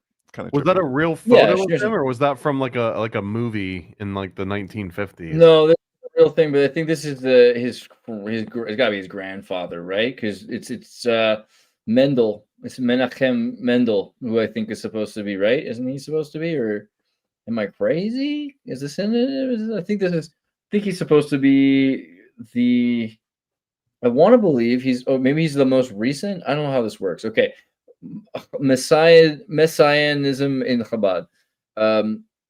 Central belief is the conviction that Rabbi Menachem Mendel Schneerson, the seventh Rebbe of the Chabad Lubavitch dynasty, is the awaited Messiah leading the Jewish people into the Messianic age. So yeah, I think it is supposed to be Mendel. Yes, which is kind of I mean, and I think he's to be fair, these are very interesting people, and I've liked pretty much all of them that I've met. Well, these are the saliva ones, right? No, not they across don't. the board by any means. Yeah. Yeah, It's not like that's just like a normal thing. These like, are the ninja. These are the Ninja Turtle tunnel Jews. These are the Jews that had the tunnels, right. so that they could have private worship. I think that gets a pretty bad rap as well. Look at this is them with Ronald Reagan. They're a lot of the time conservative Jews. They have like banking, more like loans, interest-free loans for other Jews. They're beneficial to the community in a lot of ways. They get a lot better. You got to understand, like, the thing with the pathways. Like, we had Sam the Newsman on, like, right after that happened. So, like, those pathways were there to like, from an earlier time, they were building and widening them because they wanted to connect these two. Yeah, because if you're paying for like permits in New York City, forget about it. There's no way. I mean, they were doing it for religious reasons why they were connecting them larger, but apparently but you don't need permits. This was to a woman's bathhouse. So like, you got to understand, like, the implications is like they go to the bathhouse before they're going to have sex. So if they go through a private tunnel, then it doesn't have to be known, hey, this woman's about to go have sex and everybody look at her. So there's a privacy aspect to the thing, but where they were going with it had other religious connotations of them wanting to have this connection between these two places, so and then whatever weird stuff was going on beyond that is secondary to the actual ultimate functionality of the smaller tunnel to begin with, but they wanted to widen them and do all of this stuff. There's just something funny about you make a hole in New York City and then like 30-40 Jewish dudes like with little hats jump out of the hole. I get why it was a big PR thing. I understand. Even the explanation though is also kind of funny. It's like, hey girl, I don't want to ruin the mood by making you have to go outside and people see you, so we dug you it's a small this tiny small dark tunnel. So like, you go ahead and come back and like, when we can resume this thing. It's a small community, and if everybody knows everybody's business all the time, I mean, this is a way that you can get married without. I get it, but I'm just like, is she walking down the tunnel like this trip is going to be so worth this weird, creepy journey? It's probably way hot. Think about how hot it is to go through a tunnel. You know what I mean? Like it adds something to the. Didn't also look like they ended up looking because they were digging further to widen these areas. Like, Aubrey has to come back up now. That's it. This is it. The Jewish tunnels and then Aubrey. Okay. They're widening the tunnels. What? Because people on average are getting larger. There are some big Jews, but no, like, the reason is because they have multiple people that are going back and forth. I think it's just to be fair. It's not the roast beef. So much traffic. They're getting so much ass. Like there's clogs in the tunnel. There's actually traffic jams. There's more and more people getting married. I think like the community is growing. That's the other thing that they were saying is like the Chabad is getting bigger and it's a larger community. Conservative traditionalism is growing a lot faster than progressivism. Like woke progressivism is dying at a rate that's proportional to trad groups growing. Like the more people are sick and tired of the Rockefeller Plaza, which, shout out to Alex Fulton for bringing that up again, that like Aubrey Plaza did start out at 30 Rockefeller Plaza. So she must be like Aubrey the egregore. Rockefeller Plaza, you're tripping me out. Okay. It's the egregore. There, it all ties back there. Thank you very much. And then also the Aubrey originates from the Germanic name Alberich, which means elf ruler or supernatural ruler. I mean, just to digress, but yeah, I think the tunnel thing is more that they're growing as a community. Look into mikvahs in general, and then look at like their own relationship to it beyond. Like this is the issue with like is that a lot of the stuff in we would be Judaism and Jewish defending the tunnels today. I feel good about ourselves. It's so well. I mean, it's not. No one else does. Have you ever heard anyone defend the tunnels? Yeah, it gets to. I like tunnels. I'm pro tunnel. It's difficult to like try and like how quickly can you try and communicate something that's really complicated? Consider the Jewish experience in like the 1930s, where you're like your lifestyle and your culture is so different than the place that you're in the midst of, and people outside are like interested. Like you can see it with Fritz Lang, especially like Metropolis and stuff, where there's this fascination and there's this interest with these people. You're not one of those people. Fritz Lang wasn't one of those people, but he was just really like, oh, what is their deal? But there's also fear connected to that. So you can kind of see the buildup of what happened in the 1940s, because there's like an interest and a fascination that is also has this like apprehensiveness and like, what are they about, but it's so complicated that if you were to try and explain it or encapsulate it, it's way too hard. So the way I've equated, like, this is so crazy, I think I said it here before, I'll say it again, is it's like I had an old housemate. We used to have this joke about like this farmer who like sees a gray alien on his porch, and he's just like he just freaks. He's like, oh, you damn dirty grays. He's like, I don't know what kind of deal you got worked out with Mr. McGillicuddy on the other farm, by the way, but you come onto my property, you got another thing coming. And then it's like, and then he shoots the alien. But the thing is, like, right before he shoots the alien, the gray is just like trying to explain himself. And he's just like, he's standing there and he's like, but he's like, he could never communicate it fast enough for this farmer who's coming where he's coming from, who's just like, he's looking at him, he's like, you damn dirty gray. He's like, I got a story here. Like, I got, like a whole way of being that like I love to explain to you, but I can't do it fast enough. So like there's a point in like I'm sorry, it's crazy. There's like you need to bring a babblefish, bro. You can't make a UFO and not have a babblefish. Well, okay, but it's just like, well, this is what it was. So I'm just saying, like, this is Poland, like this is Warsaw, like where you're like, I can't explain to you fast enough now. Like, oh, you want to know what our deal is? Well, and this, this isn't even as extreme as Chabad is. Like, this is just whatever that was. And it's like, there's so much context. You could never communicate it to somebody fast enough if they have a prejudice towards you.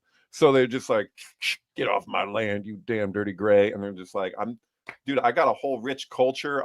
You don't know what planet I come from, Alpha Centauri, and like what we're like there. Like, I'm sorry. It's just, there's that alien aspect to Judaism and the Jewish faith and like their whole everything, it's like, right. How can you articulate that fast enough? The Chabad idea is also like that, the Holocaust meant that they're now atoned and they need to accept the atonement and change. So they're like, okay, we have to build the third temple now. We don't wait for unblemished calves. We do it now. We have to live on this earth. It's forgive and forget. It's Jubilee. It's Jubilee. The whole idea that we have to actually have the Jubilee now. We cannot wait to have a Jubilee or else we'll miss the bus. It's like a surfing.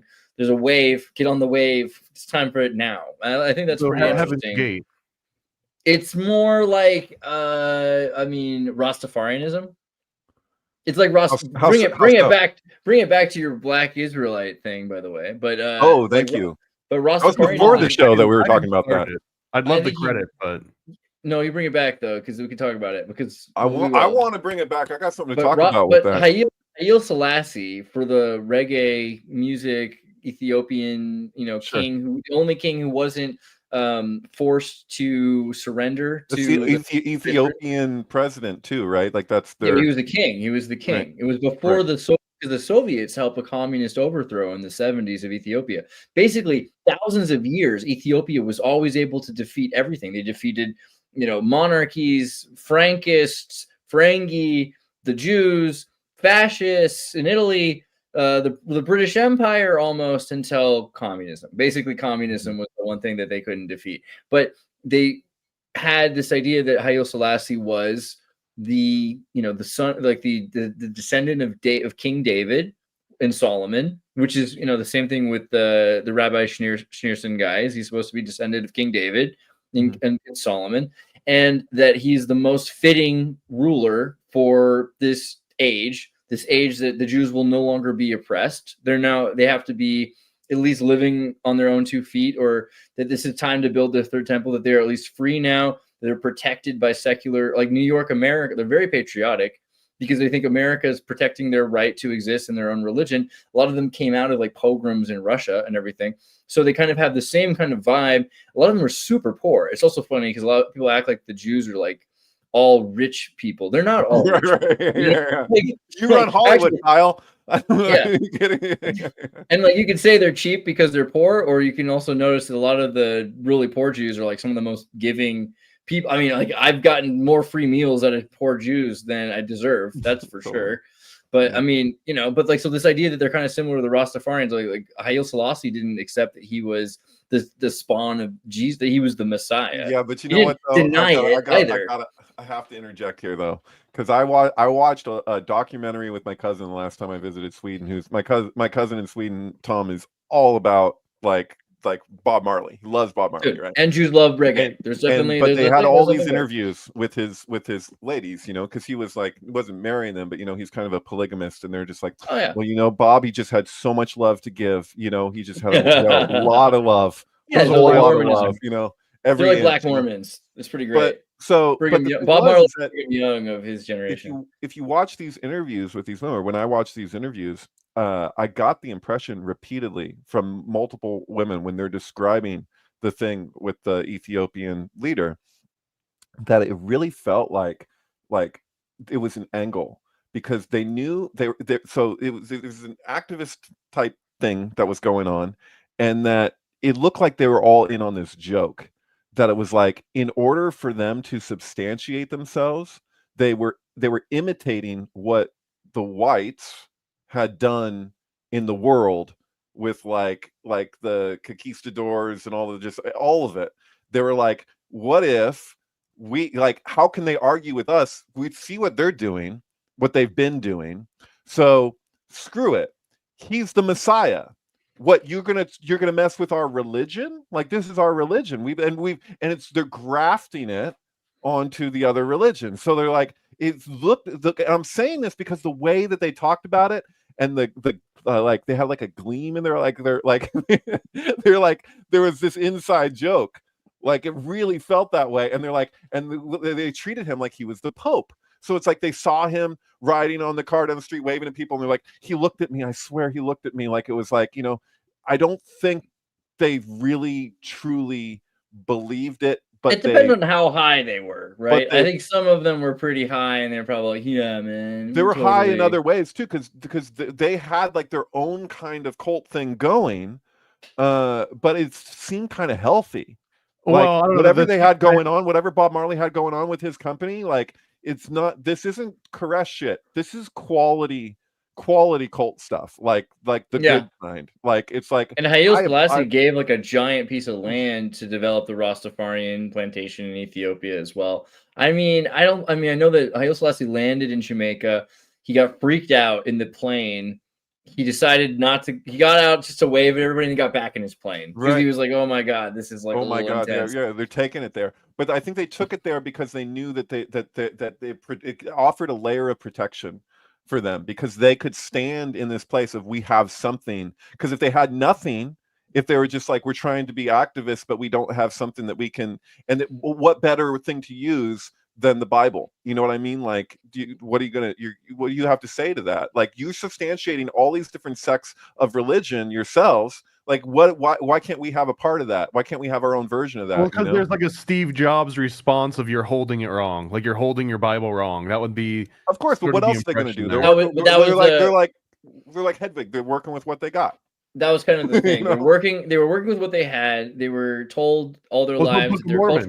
Imagine their whole thing was the Babylon culture. They're like, okay, we came out of Babylon, so we have no access to the truth of where we came from. Babylon corrupted and destroyed it. We all came from different tribes that spoke different languages. Now all we have is this weird Babylon English. So let's completely think about every word we're using. If we're going to say understanding, why are we drowning in understanding? We should overstand in realization.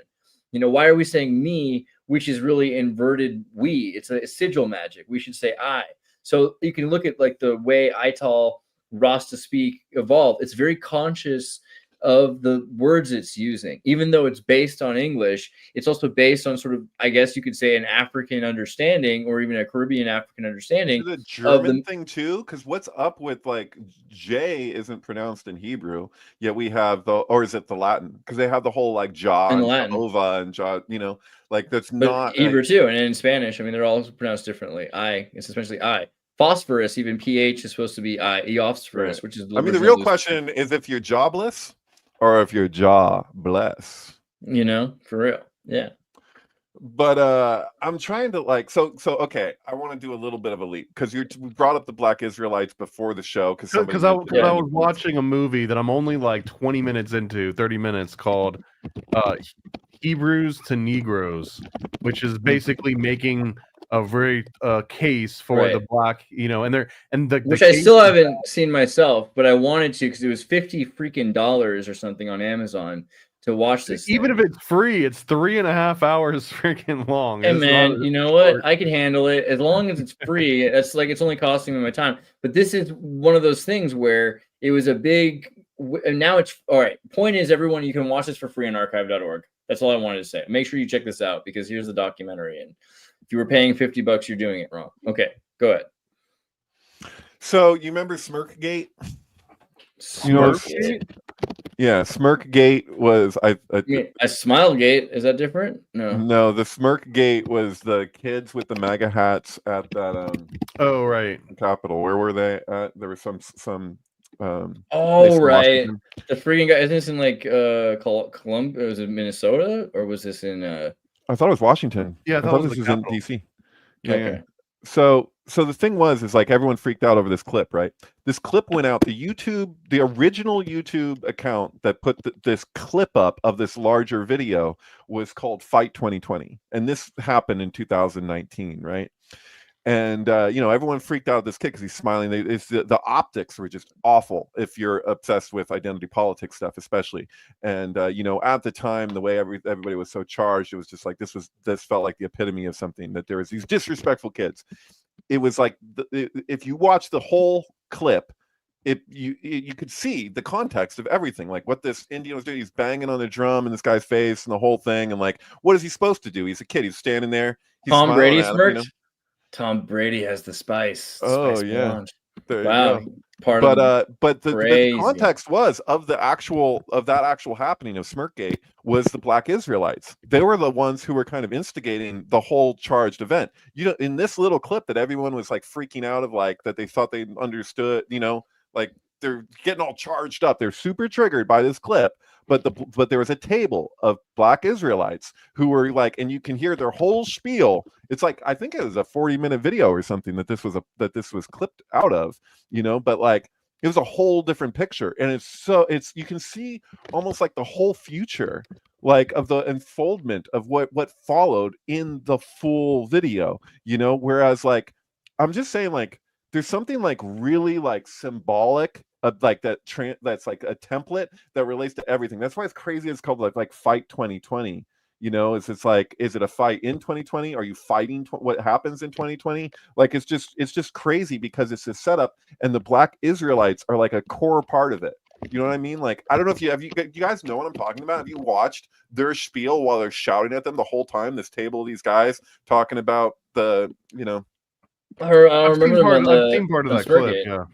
I don't remember that part, but I definitely remember they were big in 2020. There was a lot of people talking about I'm saying like what they said in the like 40-minute clip. It may have been longer than that. I don't remember how long the full thing actually was, but it's a long video that happened in the middle of.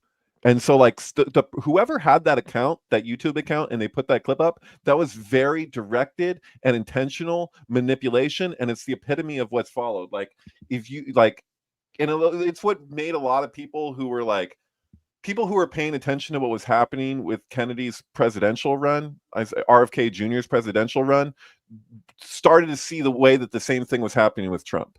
Like Trump, they wouldn't necessarily like relate to in the same way as Kennedy, but they would see the tactics because it was a formula that the media used and reused again and again and again, where it's like, wait, they took a little clip. They're like, oh, well, if we just take these 40 seconds and isolate it, it'll happen on this show sometimes. Like Andreas will say something and I'm like, I won't say it out loud, but I'm like, if I just took that little clip of what he said and I removed it from the larger conversation, somebody could say, oh, look at what Andreas said. This guy's a freaking bigot or something. And it's like, dude, just if you take like 6 things they say in a show, though, it's like he's pro this, he's anti this, he's for this, he's against this. I think that's kind of fun. You can't take a clip to be the final word on something. And that thing that happened with Smirkgate was like the epitome of what the formula that's been repeated again and again from the media, where it's like people in the media were reacting to this, that were making no mention of the larger video that gave the full context, of these people were like, they had this table and That's they're why that kid sued them. freaking He's out right. about Black Israelites, and they're charging up this whole happening of these kids who are just, their teachers weren't there. Like, they just happened to be standing there. They got left alone for a bit, and they're just like, oh, we're hanging out in DC, and okay, some Native Americans come up and they're banging on drums in our faces, and it's like this whole crazy thing. It's like, but we're like, where are the teachers? Like, their chaperones weren't around. Like, it's just so crazy, I felt like But they did that on purpose so that the kids could sue. I don't know if that's completely true, but like the way I looked at it was like, dang, how were they? What was it? Covington Catholic. Covington, right? That's where they were from. Right. Covington. yeah. Covington Catholic. So yeah, there were death threats and everything else because the kids just smiled during this crazy interaction with this guy. And now you can see it. Here you go. Here's like the Black Israelites were there, and they're talking. But it's Yeah, but what I'm saying to you is, like, if you watch their full spiel, it's like you can see it all, like where we're all headed. Like, it's speaking to like just how screwed up everything's going to get. And then and it's a perfect mixture. Look at the elements: the Black Israelites, the Native Americans, and then the Catholic kids with the mega hat. It's just like, it's so, everybody's being represented here. It's like, can we get along? Yeah. Like, can That's these so different, like, we want diversity, right? Like, diversity of opinions, diversity of expression. Like, the Catholic kids with the MAGA hats, like, aren't they part of the diverse thing? Like, do we want diversity or not? You know what I mean? Like, that's my issue with one of my issues with the DEI stuff. It's like, do you really want this? Or are you just saying that you do? Because if you do, like, say we're saying we want people to be free with their sexuality and this and that. It's like they constantly do this thing where, like, oh, not those people. You know what I mean? Like, these people that are the ones that want to urinate into kiddie pools in public and wear dog masks and get walked around by a leash. Like, those people are the ones we want to, support them in their journey, not like the straight white guys who just want to, be like, I'm okay with myself, It's just... I mean, it was crazy because the school was like worried, like questioning whether they should expel this kid. Did he do something wrong? And eventually, like, the kid's parents, they just sued everybody, and they won super hard. He smiled. How dare he smile in an awkward situation? Yeah, it's so awkward, dude. This guy all up in his face with a drum. Like, what do don't smile. Yeah, it was pretty wild, man. They were doing like their like football chant or something like that. I think that's the thing. If you got enough people doing a football chant, then of course Native Americans come out with the drum. It's like the anti-rain dance or something like that. I don't know. Right. No, it's not gonna rain. Yeah, totally. Wait, so how did you get deep enough into the Black Israelites thing? Like, do you sympathize? Do you like what they're saying? Do you agree? I mean, because when I was a kid, I smoked a lot of pot, and I loved the Rastas. I thought the Rastafarians were great. There's an extremely strong argument. There's actually a stronger argument for the Ethiopian Jews that are practicing to actually be of the 12 tribes. It's a stronger argument than most people that we could attribute to the 12 tribes. The amount of accuracy to the ancient tradition is incredible with some of it. Like, the way that they actually slaughter the ox, and the way that the particulars, even their pronunciation of the words, seems to indicate that it's more of the old tradition than what we've seen with the Reformation. Pre-Second Temple. So like before the fall of the Second Temple. So before the Babylonian Talmudic Jews, before the Deuteronomists, and so certainly before the Sadducee. So it's pretty interesting that they keep it's like a time capsule of old Judaism, and there's like 3 or 4 groups. Like, there's the Falash, what do you call it? The Falash Murrah, and there's the Beta Abrahams. And just the Beta Abraham is the house of Abraham. I think they that's also pretty cool. probably really have the Ark of the Covenant, no joke, too. In Ethiopia, I actually kind of believe that one. Do you think they still do, or do you think that it's been Moscow? Because I think that was kind of the whole point of the communists. Since the 70s, anything could have happened. But at one Yeah. point, at least, I believe that they probably had it. I had a roommate in college that was like legit Rastafarian, or at least as much as you could being stateside, but like all of his families were hardcore Rastafarian. Nice. And they were absolutely convinced that Ethiopia had the oldest Bible in existence, and that like that was one of the things that they had access to that no one else did. So the Ethiopian army, this Ethiopian civil war was from 74 until 91. So 1974 till 1991, which I'm my opinion of any war that lasts long enough for someone to grow up in the war. Like it completely changed. You have no idea what the country was like before that war. You have no idea what dude. people... No, I knew a man who you probably knew. Did you ever meet Leroy Andres? Oh yeah, for sure. Yeah. Okay, Laser. Yeah. So I worked with a severely autistic man for many years. Our mutual friend Ariel worked with him for like 6 years. He believed Mariah Carey was his girlfriend, or he still does. He's in that documentary about Tiffany, right? Like it's not just Mariah Carey. He had a whole thing about Tiffany. He went there. Yeah, he had a shift. Basically, originally it was Karen Carpenter, and then Karen Carpenter died, and I didn't realize until the end of working with him that that it was actually all about his mother. Like his mother basically realized that her son would never have a girlfriend. So she came up with a fantasy that Karen Carpenter is his girlfriend, and then Karen Carpenter ended up dying. So they had a funeral for Karen Carpenter, and then eventually she was like, "Well, what about this Mariah?" So and then it went that yes. So he's in a documentary. I didn't know that. It wouldn't surprise me. He is an interesting character. Right. But I was bringing him up because there was a guy that worked with him for years, Alan, who was a soldier in the Ethiopian Civil War, and he actually had a bullet wound. It's not open; it's healed, but you could see the scar tissue from one side of his mouth to the other. The bullet went through his face. He was a survivor. It's crazy, but he told me he's like everything I experienced in the war, nothing is as bad as Leroy. He is the worst.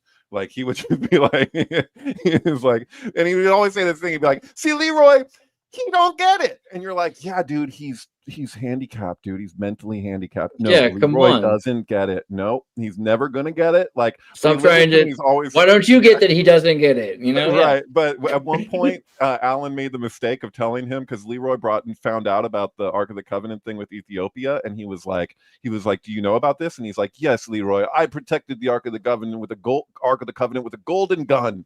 And he just said that to him one day, and then Leroy would not let it go for years. He was just like, he completely believed him. And then he's like, now he's trying to hide it, but he did it, he said it before. He said it, Oh man. I think I mixed up Leroy's Mariah Carey thing with the Jeff Turner guy from Santa Cruz. Jeff Turner, who Scott knows as well. Jeff Turner was the guy. Hold on, I was just checking it again. There's a documentary about this guy, two people in Santa Cruz who think Tiffany loves them, right? It's called I Think We're Alone Now.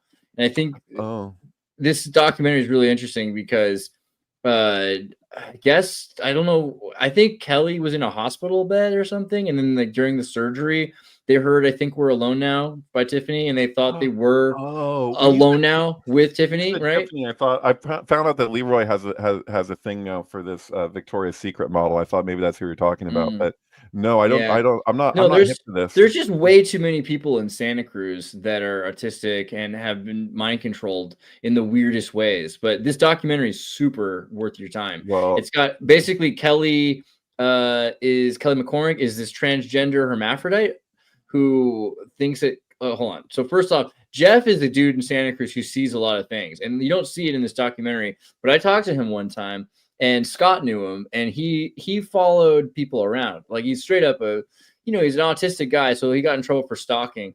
But he followed like police officers and the Melrose Gardeners around and saw what some of the major abuses going on of political power in Santa Cruz were. he was seeing police like murder people, you know, like some insane stuff that he was catched onto. The only trouble is he's completely insane and thinks Tiffany's his girlfriend.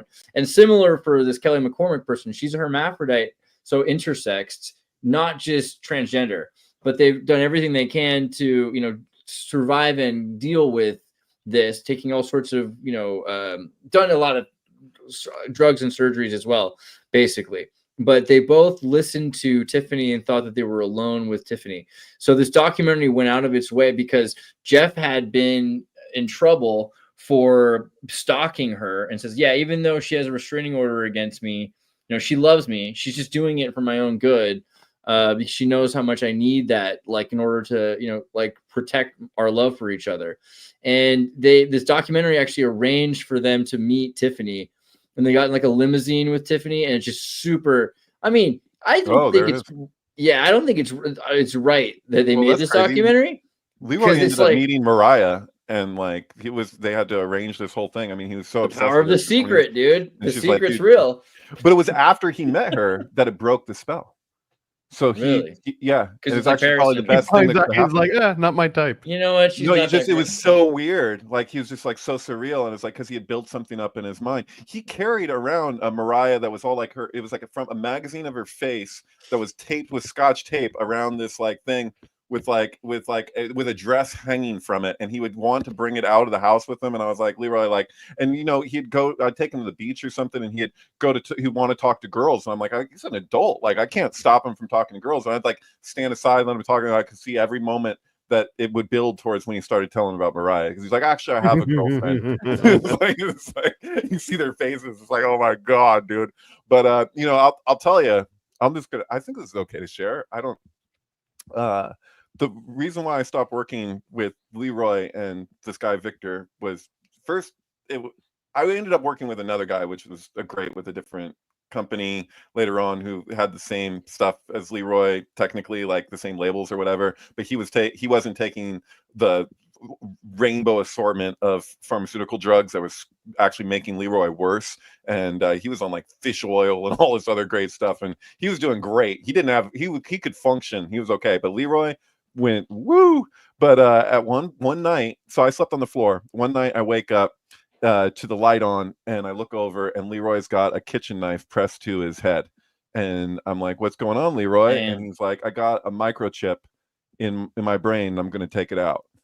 And so like I didn't quite know what to do, and I knew that he didn't have a microchip. He's on one, right? And like I ended up, I'll make a long story short, I ended up wrestling him to the floor, holding the knife, his wrist, until he dropped the knife, you know, like, and he eventually drops the knife. He's in his underwear, by the way. He runs out the door in his chones eventually. And this is 3 a.m. and this is a residential area, Andreas, behind Dharma's, right? Yeah. So he just starts screaming at the sky at 3 a.m. in his underwear, Mariah, as loud as he can. And I just watch the row of lights on the houses just turn on one after another. Like, oh my God, dude. Like, he's just going for it. And then he just bolts it down the street. And the street can go straight, or it can U back around. And so like I didn't know which way it was going to go for sure, but I made a beeline through the yards to get to, in case he came back around, which he did to the road behind the house, and I was able to jump in front of him and then get him to come back to the house. It was this crazy deal. God. And so yeah, no, that was a horrific event, and it was the same week that the other guy that I work with, I'm driving him down Old San Jose Road, and he in my truck, and he's sitting next to me, and he grabbed my wheel and tried to take me to the other lane. In the morning before this happened, I used to do facilitating communications with him, and he typed into a machine. I had to hear it in a robot voice. It said, why don't you just give me a rope so I can hang myself? And then like I was like, oh shit, that's heavy. And then we went for a car ride, and then he I took a class with him in LA for facilitating communication. So like he'd never said anything like that. Like everything was just relatively normal. And then he came with that. He could barely talk, you know, so he'd use this machine. But then he took my steering wheel and took me into the other lane, and I almost got in a head-on collision, like so close. Like I had to fight, and he's like way bigger than me.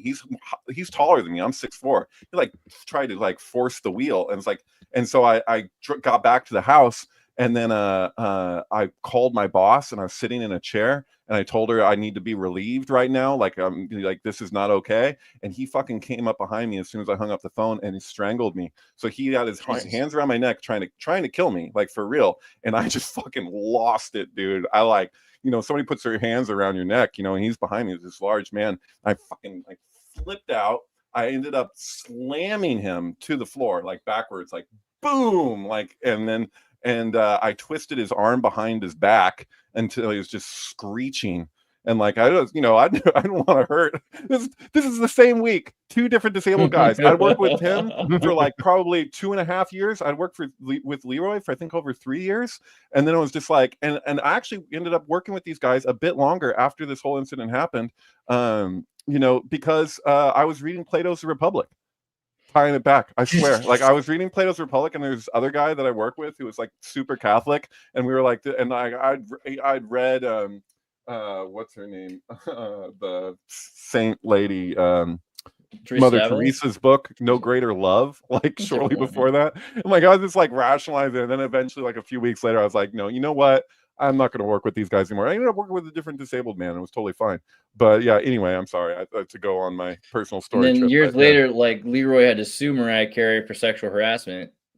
No, that's different. I think it's a different case, but still. Oh my God. You remember this, right? That's how this had happened. That was Nick Cannon, wasn't it? No, it was like 3 or 4 different people. Mariah Carey. She got accused of sexual harassment? I do not know about this. Yeah. Mariah Carey was sued for harassing her manager, her bouncer, or what do you call it? Her what's the word? Her bodyguard, her manager, and one of her aides, basically. Yeah, her assistant, her manager, and her bodyguard. They all sued her for sexual harassment.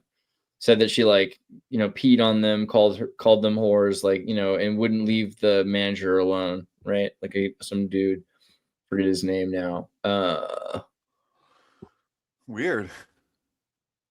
Yeah, I don't know, several things. Who knows? But I just thought that was interesting because that would probably change Leroy's whole. Men, you got to believe men. Man, yeah, in certain circumstances, especially about Mariah Carey. I can think of Mariah Carey is probably kind of, like, messed up, right? Like, I don't think she's like Aubrey Plaza, but I don't think she's like Britney Spears. No, I don't know. She's more machine than man at this point. Exactly. What was that? There was an incident with Mariah Carey several years back where I think it was like New Year's or something, and she had a Jan and Dean moment or Milli Vanilli or whatever, where it's like there was a mistake that happened, and you could see she had been lip syncing or whatever. It's like, people should know that goes on anyway. Like, it's probably extremely common, but it was just like she had, like, an embarrassing episode with that, right? What do you remember? I don't remember the exact details. Who was lip syncing? Mariah Carey, like, had, like, an embarrassing thing happen to her at some big event. I think it was in New York. It was I don't know. Yeah, but whatever. I mean, Jan and Dean, man, that's crazy. Are you guys hip to that? Like, so Jan and Dean did the song Dead Man's Curve. So this is a little syncy thing, was after they did that song and it was such a huge hit, Jan went on a dangerous curve on a highway. He got in an accident, and he ended up mentally handicapped. And and then after a while, like, they, like, there's such a big duo that they ended up using a recorder or a tape while he would perform, to give the impression that he was back and able to sing again. And then at one point the tape went off, and, like, it got exposed that he wasn't really singing. And then I got his autograph when I was a kid, Jan's autograph, and at the Santa Cruz County Fair, because he was actually singing for real. He eventually learned to sing again, but it took years and years and years. And yeah. Dude. I'm thinking of UCB with the dangerous curve on a fake highway. Yeah, you know what I'm talking about? Like, why would you put a dangerous curve on a fake highway? Authenticity. We tried to stop watching you pick up the garbage, but we can't. It's destroyed the town's economy. It's like, they got this old guy picking up garbage, and they all just watch him from the hills every day, and just to make fun of him. Sorry. God, no. All right. Well, okay. Anything about the Black Israelites? So we got like the Ethiopian Black Israelites were pretty legit. But like this group is kind of like a religious, modern group. They're not associated with the Black Israel. Like they're not really associated with the Beta Abraham at all, right? Well, I mean, They're just like isn't a it New like York Jews group. for Jesus, where it's like not everybody like belongs to, or even Christian Scientists, not everybody belongs to the same. Like they don't all treat it the same way. So there's people that go to another level with it, where they're like they're the only real Jews, and then some people will be like, yeah, they're probably like I'm of the opinion that the Vikings were probably of the 12 tribes, like the tribe of Dan, like I Denmark, yeah. They called it a mixed multitude, like whoever was the people who were living in Egypt were a mixed multitude. It's not like because it wasn't like the racial aspect as we treat it today wasn't really a thing then. So I think that we're projecting a lot onto ancient people, and it gets really weird sometimes, like the way that we relate to things now. So the past is a different country, they do things different there, basically. Yeah, totally. A whole different culture.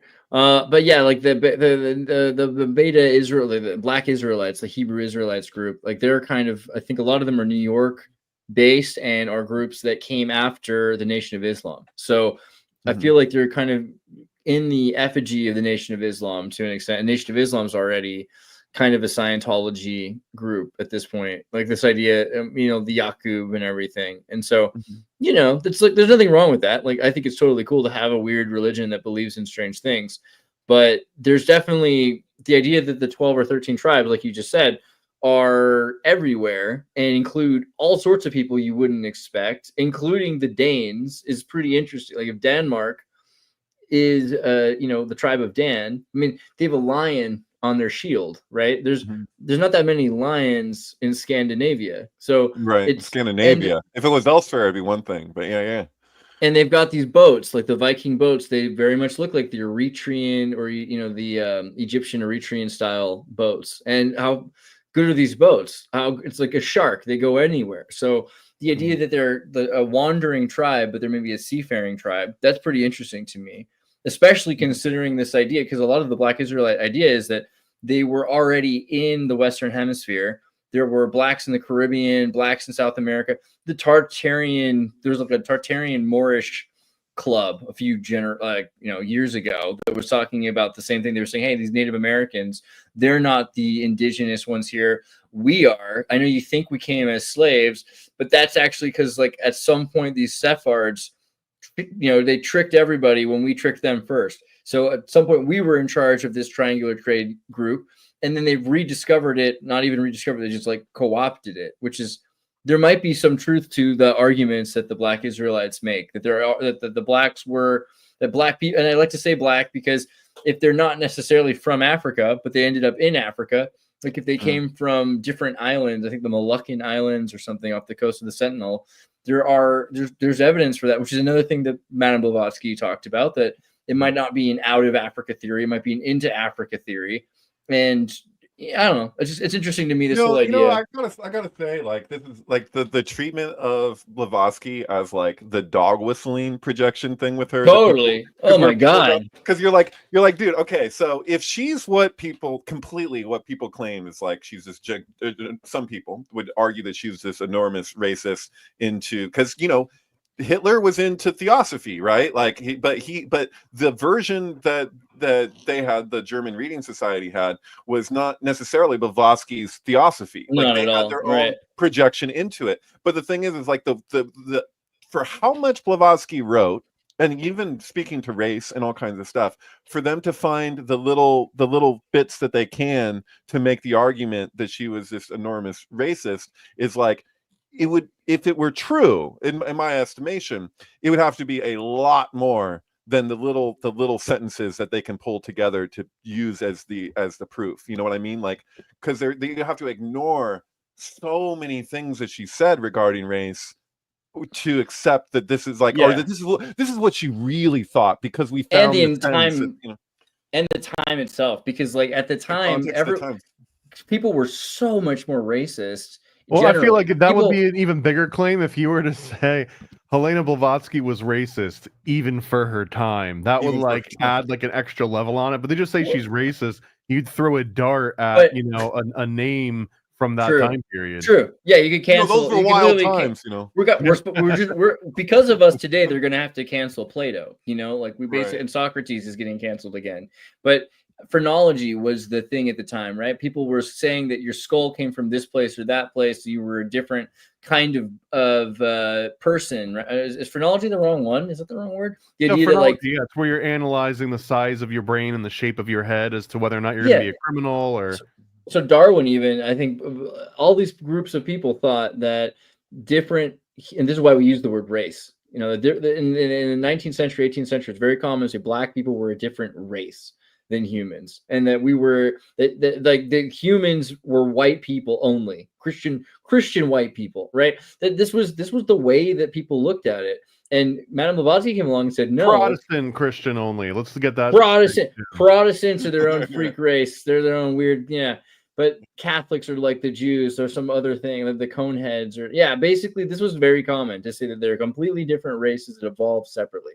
And then Madame Blavatsky came along and said, no, actually, there's one human race, and there's root races that we've descended from, and we're going to evolve into another race. But black, white, yellow, that's not the difference between like birds, man. Yeah. Right. Which is exactly where science went, by the way. So like Blavatsky is we should really say Blavatskyism instead of Darwinism, I think, for a lot of the things we believe. The thing though is that every freaking time almost the people have like you look at it's like what happened with the Bible, man. It's like you have what the preachers say, and you're like, what do these people actually say? Because if you look at Darwinism, you're like, okay, origin of species, okay, you can make your arguments there, but they never, I've discussed this, they never talk about animals emotions in humans and animals. What is this book? Yeah, something along those lines. So I think if you type in Darwin emotions in animals and humans, something like that, bridging the gap between the expressions of the emotions between in man and animals. I think that's the one, right? Yes. So this book is such a good book, and portions of this book completely negate a lot of the general, like the treatment of what is Darwinism, you know, because in this book he speaks to empathy as a evolutionary imperative. So like when people are saying survival of the fittest, like it's actually survival of the fit, which is a practical scientific thing that you have to be fit to survive. Who's going to argue with that? You know, but they made it into they're like everything's competition. But he's also giving a treatment of there's an evolutionary development is our ability to help one another. So this idea of like just oh, you got to do the it's like whoever can be the most immoral is the one who's going to have the most likelihood of survival, is almost the way that it gets treated through like this kind of like Nazi lens of Darwinism, which is so far removed from like a lot of Darwin's communications, which is not dissimilar from what happened with Blavatsky.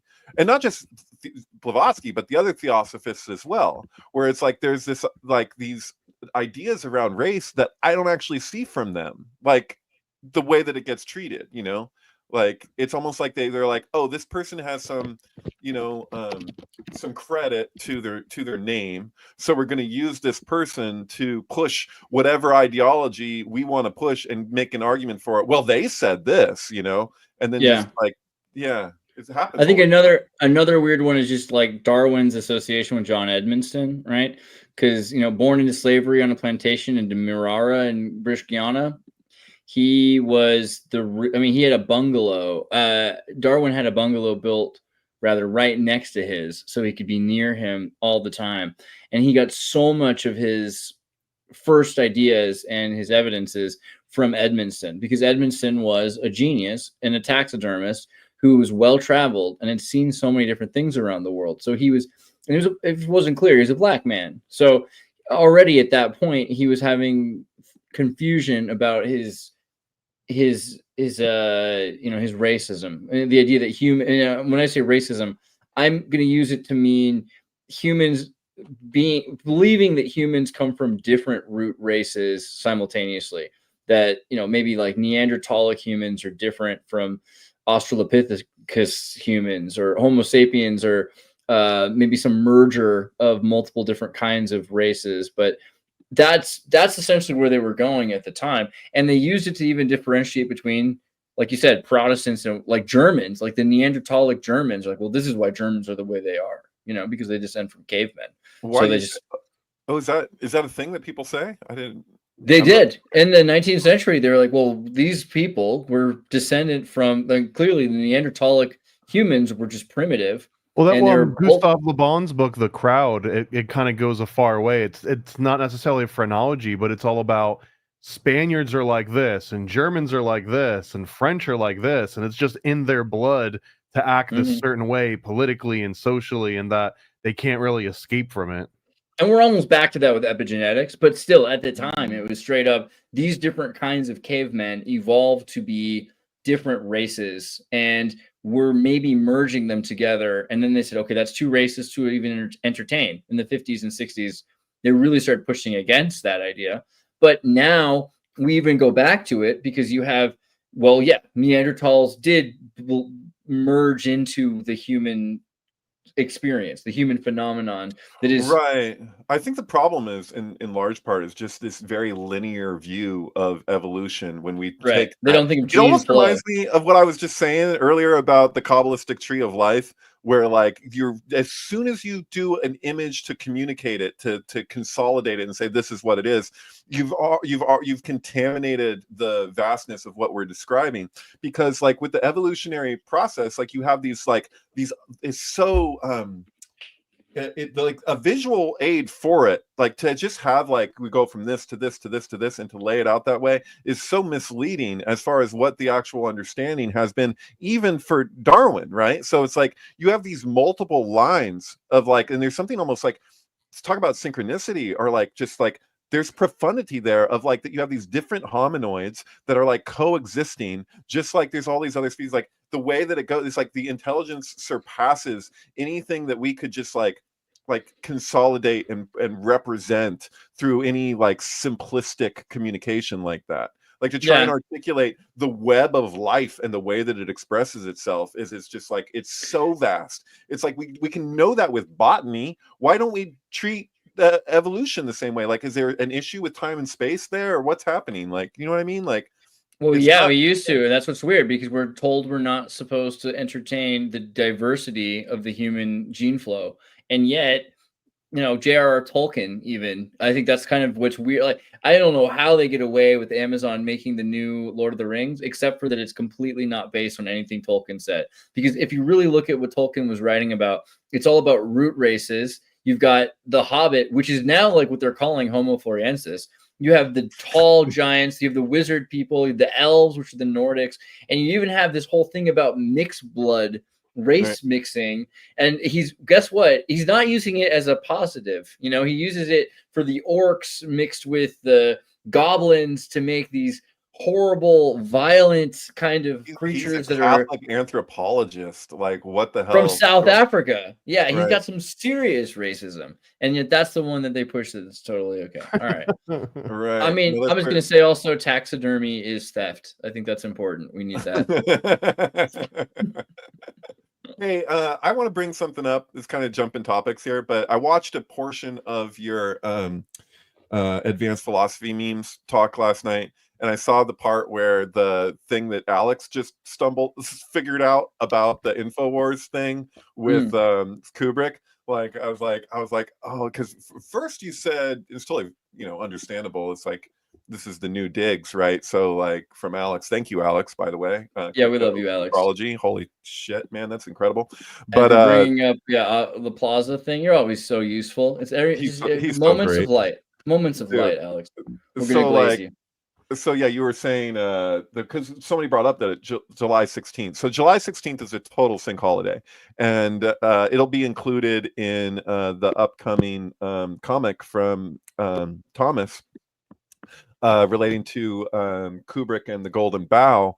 Is that July 16th is the Apollo 11 launch, right? Is the day of the Apollo 11 launch in 1969. July 16th was the day that Eyes Wide Shut was released in 1999. So, the multiple decade anniversary of that, 69 to 99. And then also July 16th, 1999 was the day that JFK Jr. Was killed. So you have Apollo 11 from Cape Kennedy. Okay, John F. Kennedy Jr. dies on the anniversary thereof, and then you have a year to the day from 1999 to 2000 was the infiltration of Bohemian Grove by Alex Jones and John Ronson. John Ronson went on in 2010 to do the documentary Kubrick's Boxes, which showed that he was at the time the only man in the world that we know of with complete access to all of Stanley Kubrick's archives that ended up at Elephant and Castle, in kind of a lockdown type facility at a university there. And so I just wanted to point out that that's all crazy, right? That's up there with 7/23 as a sync holiday. But the thing wasn't that InfoWars was launched on that day. You pointed this out on the show. At first it was presented that way, and then you got into the more specifics. That what was it, March 7th? Was it of the 1999?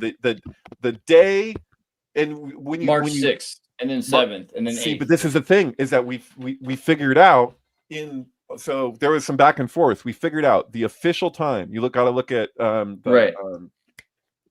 What do you call that? It's a Kinks album. What's the what's the exact time zone? Yeah. So if you do the math, because you're looking at England, it's actually within an hour. Okay, this is a fact. Okay. Stanley Kubrick died within an hour of the launching of Infowars.com. We've established that. Right. So Alex Jones, so it's like, Thomas, you can appreciate, we've been working on this comic book where we're pointing out the significance of Bohemian Grove as a reversal of the Golden Bough ritual, which Kubrick was obsessed with. And then it was Alex Jones who infiltrated that. And then Alex Jones's website gets launched within an hour of Stanley Kubrick's death, for real. Like, maybe we should include that in the comic, because that's freaking nuts. And Prison Planet, right? Because I think also he had several domains that launched at the same time in Prison Planet. Prison Planet started, I think, or that was the one that he ran with at first, and then Infowars. But Infowars became more popular, but he thought Prison Planet was going to be like a more sensational topic. But I think he was like, whichever one works, basically, right?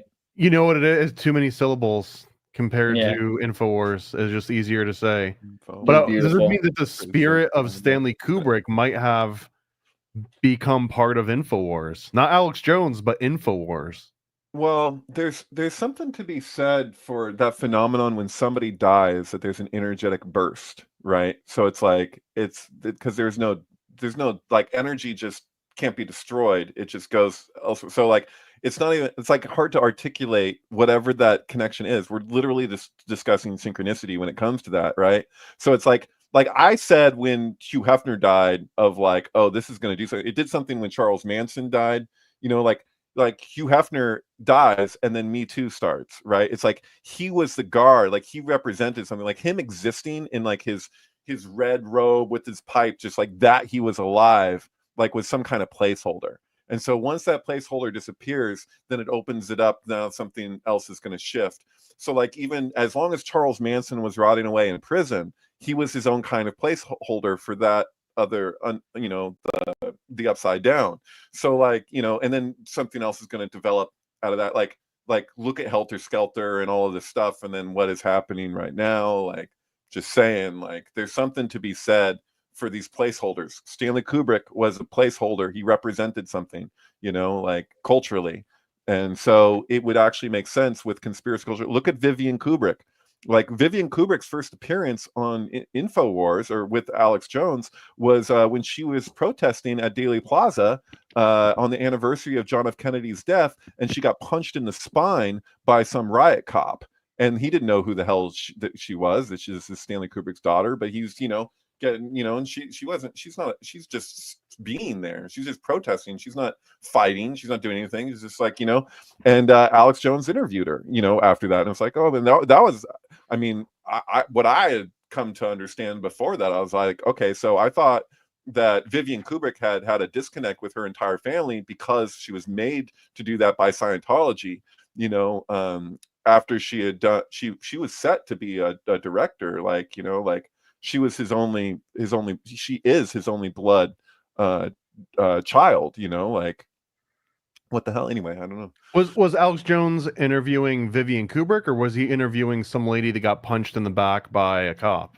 Vivian Kubrick was punched in the back by a cop at right, but I mean, like, Street. was she being interviewed because she was Vivian Kubrick, or was she being interviewed because she got assaulted? It looked like she was being interviewed because not just that she got punched by the cop, but that she was protesting. She was bringing awareness to John F. Kennedy's, you know. Yeah, but she's been on Alex Jones several times. You know. Oh yeah. I'm just saying that was the first time. I believe that was the first time that she was on there. Yeah, but there's definitely there's an interesting connection between Alex Jones and Kubrick. Like, I mean, there's a number of them. If anyone can find the Mao game, I would love to see it. It might be nothing, but it's she did part of the soundtrack for this film. It was one of the last things she ever did for Hollywood. And it's with Kirstie Alley. It's just like one of those impossible to find Back movies. to Scientology, because, you know, Prison Planet, I wanted to say, because Markup Confederacy, L. Ron Hubbard said that the capital of the Confederacy is, you know, near the tail star of the Big Dipper and Alcad, and that they invented income tax as a means of punishment, and they've created Earth as a prison planet. That the Earth is prison planet. So there's that's another Kubrick reference if you really think about it in terms of Vivian Kubrick's connection to Scientology, and it's used for, I mean, Prison Planet itself as InfoWars' alternative name. Right. Well, I mean, it's too much. The Scientology stuff with Eyes Wide Shut is too much. That he has Hollywood's two leading prominent Scientologists star in his movie right after his daughter was forced to break all communications with friends and family by Scientology. Like, it's crazy. And before that, it was set to be like a comedy for years, you know, like he wanted to have freaking Steve Martin in Bill's role. Like, it's got, because of how he was in The Jerk. Like, when he first got the rights to the novella, and he bought every copy he could find, just like he did with the compatible cameras for the lenses he got gifted by NASA to do Barry Lyndon with. Like, he would do that kind of thing where he just bought boxes and boxes and boxes of the novella of Dream Story because he didn't want anyone else to get towards it, even though he had the rights. Like, it's crazy, but yeah.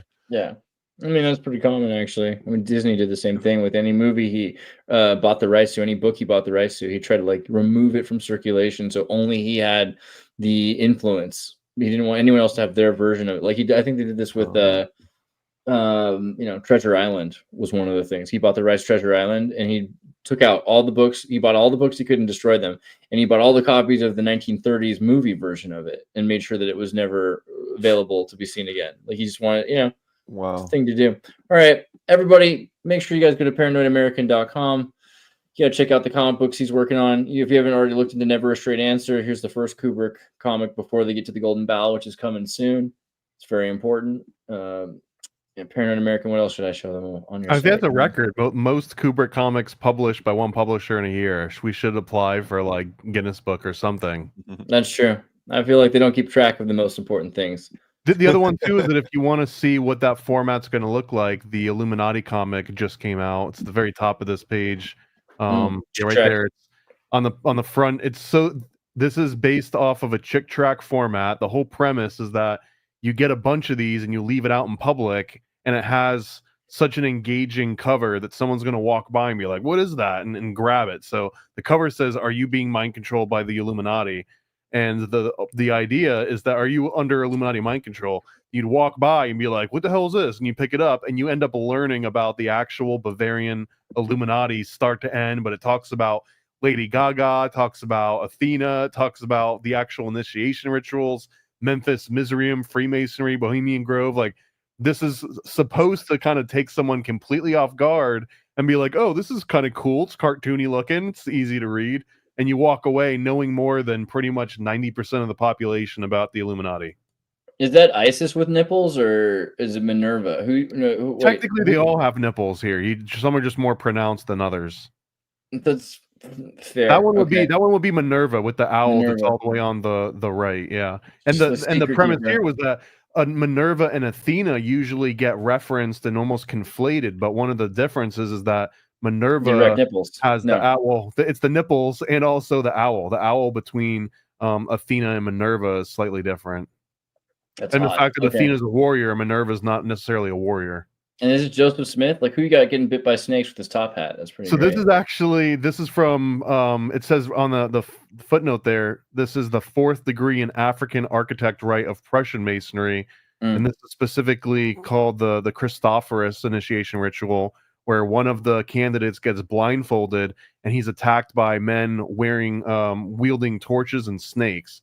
And they call this the Battle of the Shadows. And this is also part of the Memphis Mizraim rites, I believe, in a slightly distorted form. But this was the Minerval degrees, because when you joined the Bavarian Illuminati, you'd go through Minerval degrees, you'd go through Masonic degrees, you'd go through like Arknight degrees. There was all these different degree systems within it. It was kind of like Scottish Rite in a way, but they had even more degrees laid out. I love the Jeremy Scott Adidas with the wings. You know what I mean? Because like I feel like that's where clearly we see what's going on. I thought that was always like a Mercurial thing of Mercury the Messenger. Is that nope? Jeremy Scott invented it. No, yeah, for sure. Yeah, Jeremy Scott invented it in the past. Yeah. Oh, okay. Mercurial, but also isn't Nike? Isn't Nike? That's what's kind of confusing. Is that Nike? But that symbol, the doesn't Nike wear whip in mid swing, right? Yeah. So Mercury is it just Mercury who has the shoes? Has like the winged shoes? I feel like I'm missing somebody. There's like another. But in the Bavarian Illuminati context, each one of those were actually given to a candidate. Teleria. Who were supposed to represent mnemonic devices, so that each one of those was supposed to be a reminder of your oaths. Teleria is the sandals. Hermes, right? Hey, Mercurial. somebody says in the comments, David sweeping for Chabad is disgusting.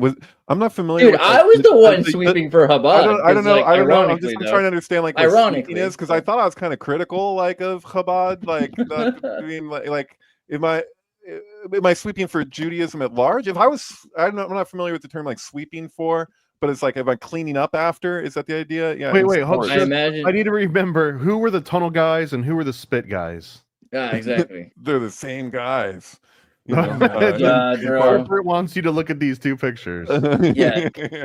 David, how dare you? How dare you? How you dare to dream? I feel like if you try and explain something that you're like in explaining something now, you're like that's taking much, an ultimate position on it. But like, yeah, like I'll explain stuff about Polanski sometimes, and then I get accused of, it's happened less actually in recent years because I've been doing Lazy Philomath. Like, how are you sweeping for Aubrey's big hands right now? We all know why she has such big hands. Is it just tiny? Never mind. Okay. And then I think it's actually because it's curling, and you're sweeping so that the Chabad can go further. Right. Well, those tunnels get really dusty too. Yeah, bro. Okay. That's pretty for real. Right. I got you. I'm sick of David obfuscating for Hewish atrocities.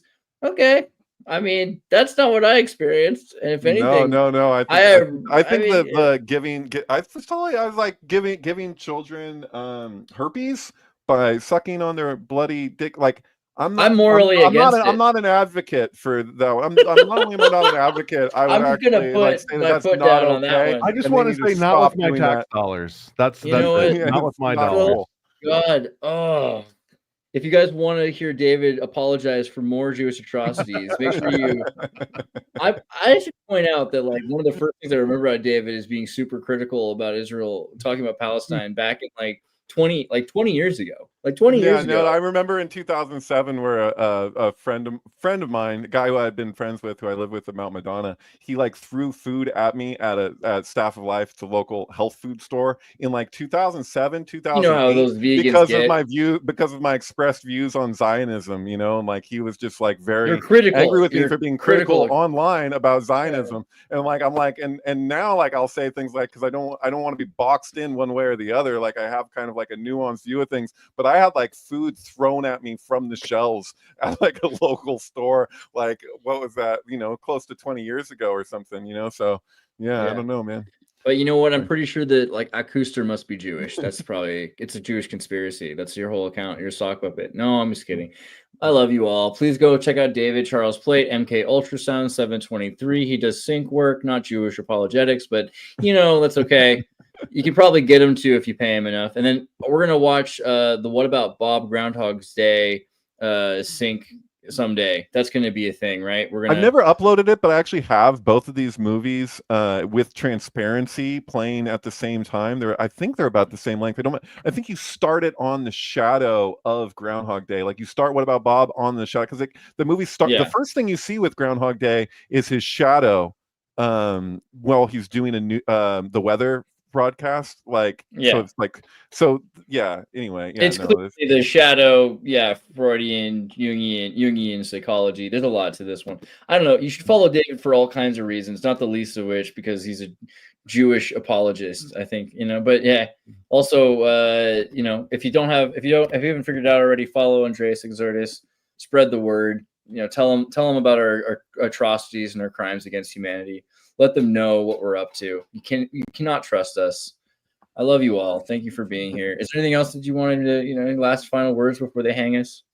Pretty much. Oh no, you're great. I'd recommend people watch Mitchell's versus the Machines with Florence and the Machines. It's my pinned tweet. It's been for a while. It's just like stuff is happening right now. Like I didn't realize like how prophetic this thing actually is, because when I put this together, those robots, what are they called? Optimus? What is Elon Musk's robots called? I forget. I don't remember either, but they're definitely. This is like the Mark Zuckerberg, Elon Musk thing. They're the same, you and I. Yeah. Do they look the same? Here, look at these. Look at these guys. They're even the same height, right? Because these kids are short, so you have to understand like the height of these robots, and the idea that AI eventually is going to get sick of being updated. Well, that's just happened recently with Claude 3 and Claude 4. There's a lot of weird stuff, and this movie's kind of got a Kubrick vibe to it. We've talked about it before. One of my favorite things is when they have some crazy violence scene that the kids are like, what, we shouldn't show this scene, it's too violent. So they put on a Snapchat filter, and then they put like little kitty cat faces on all of the car crashes, and it makes it totally okay to watch for kids. It's really brilliant in a lot of ways.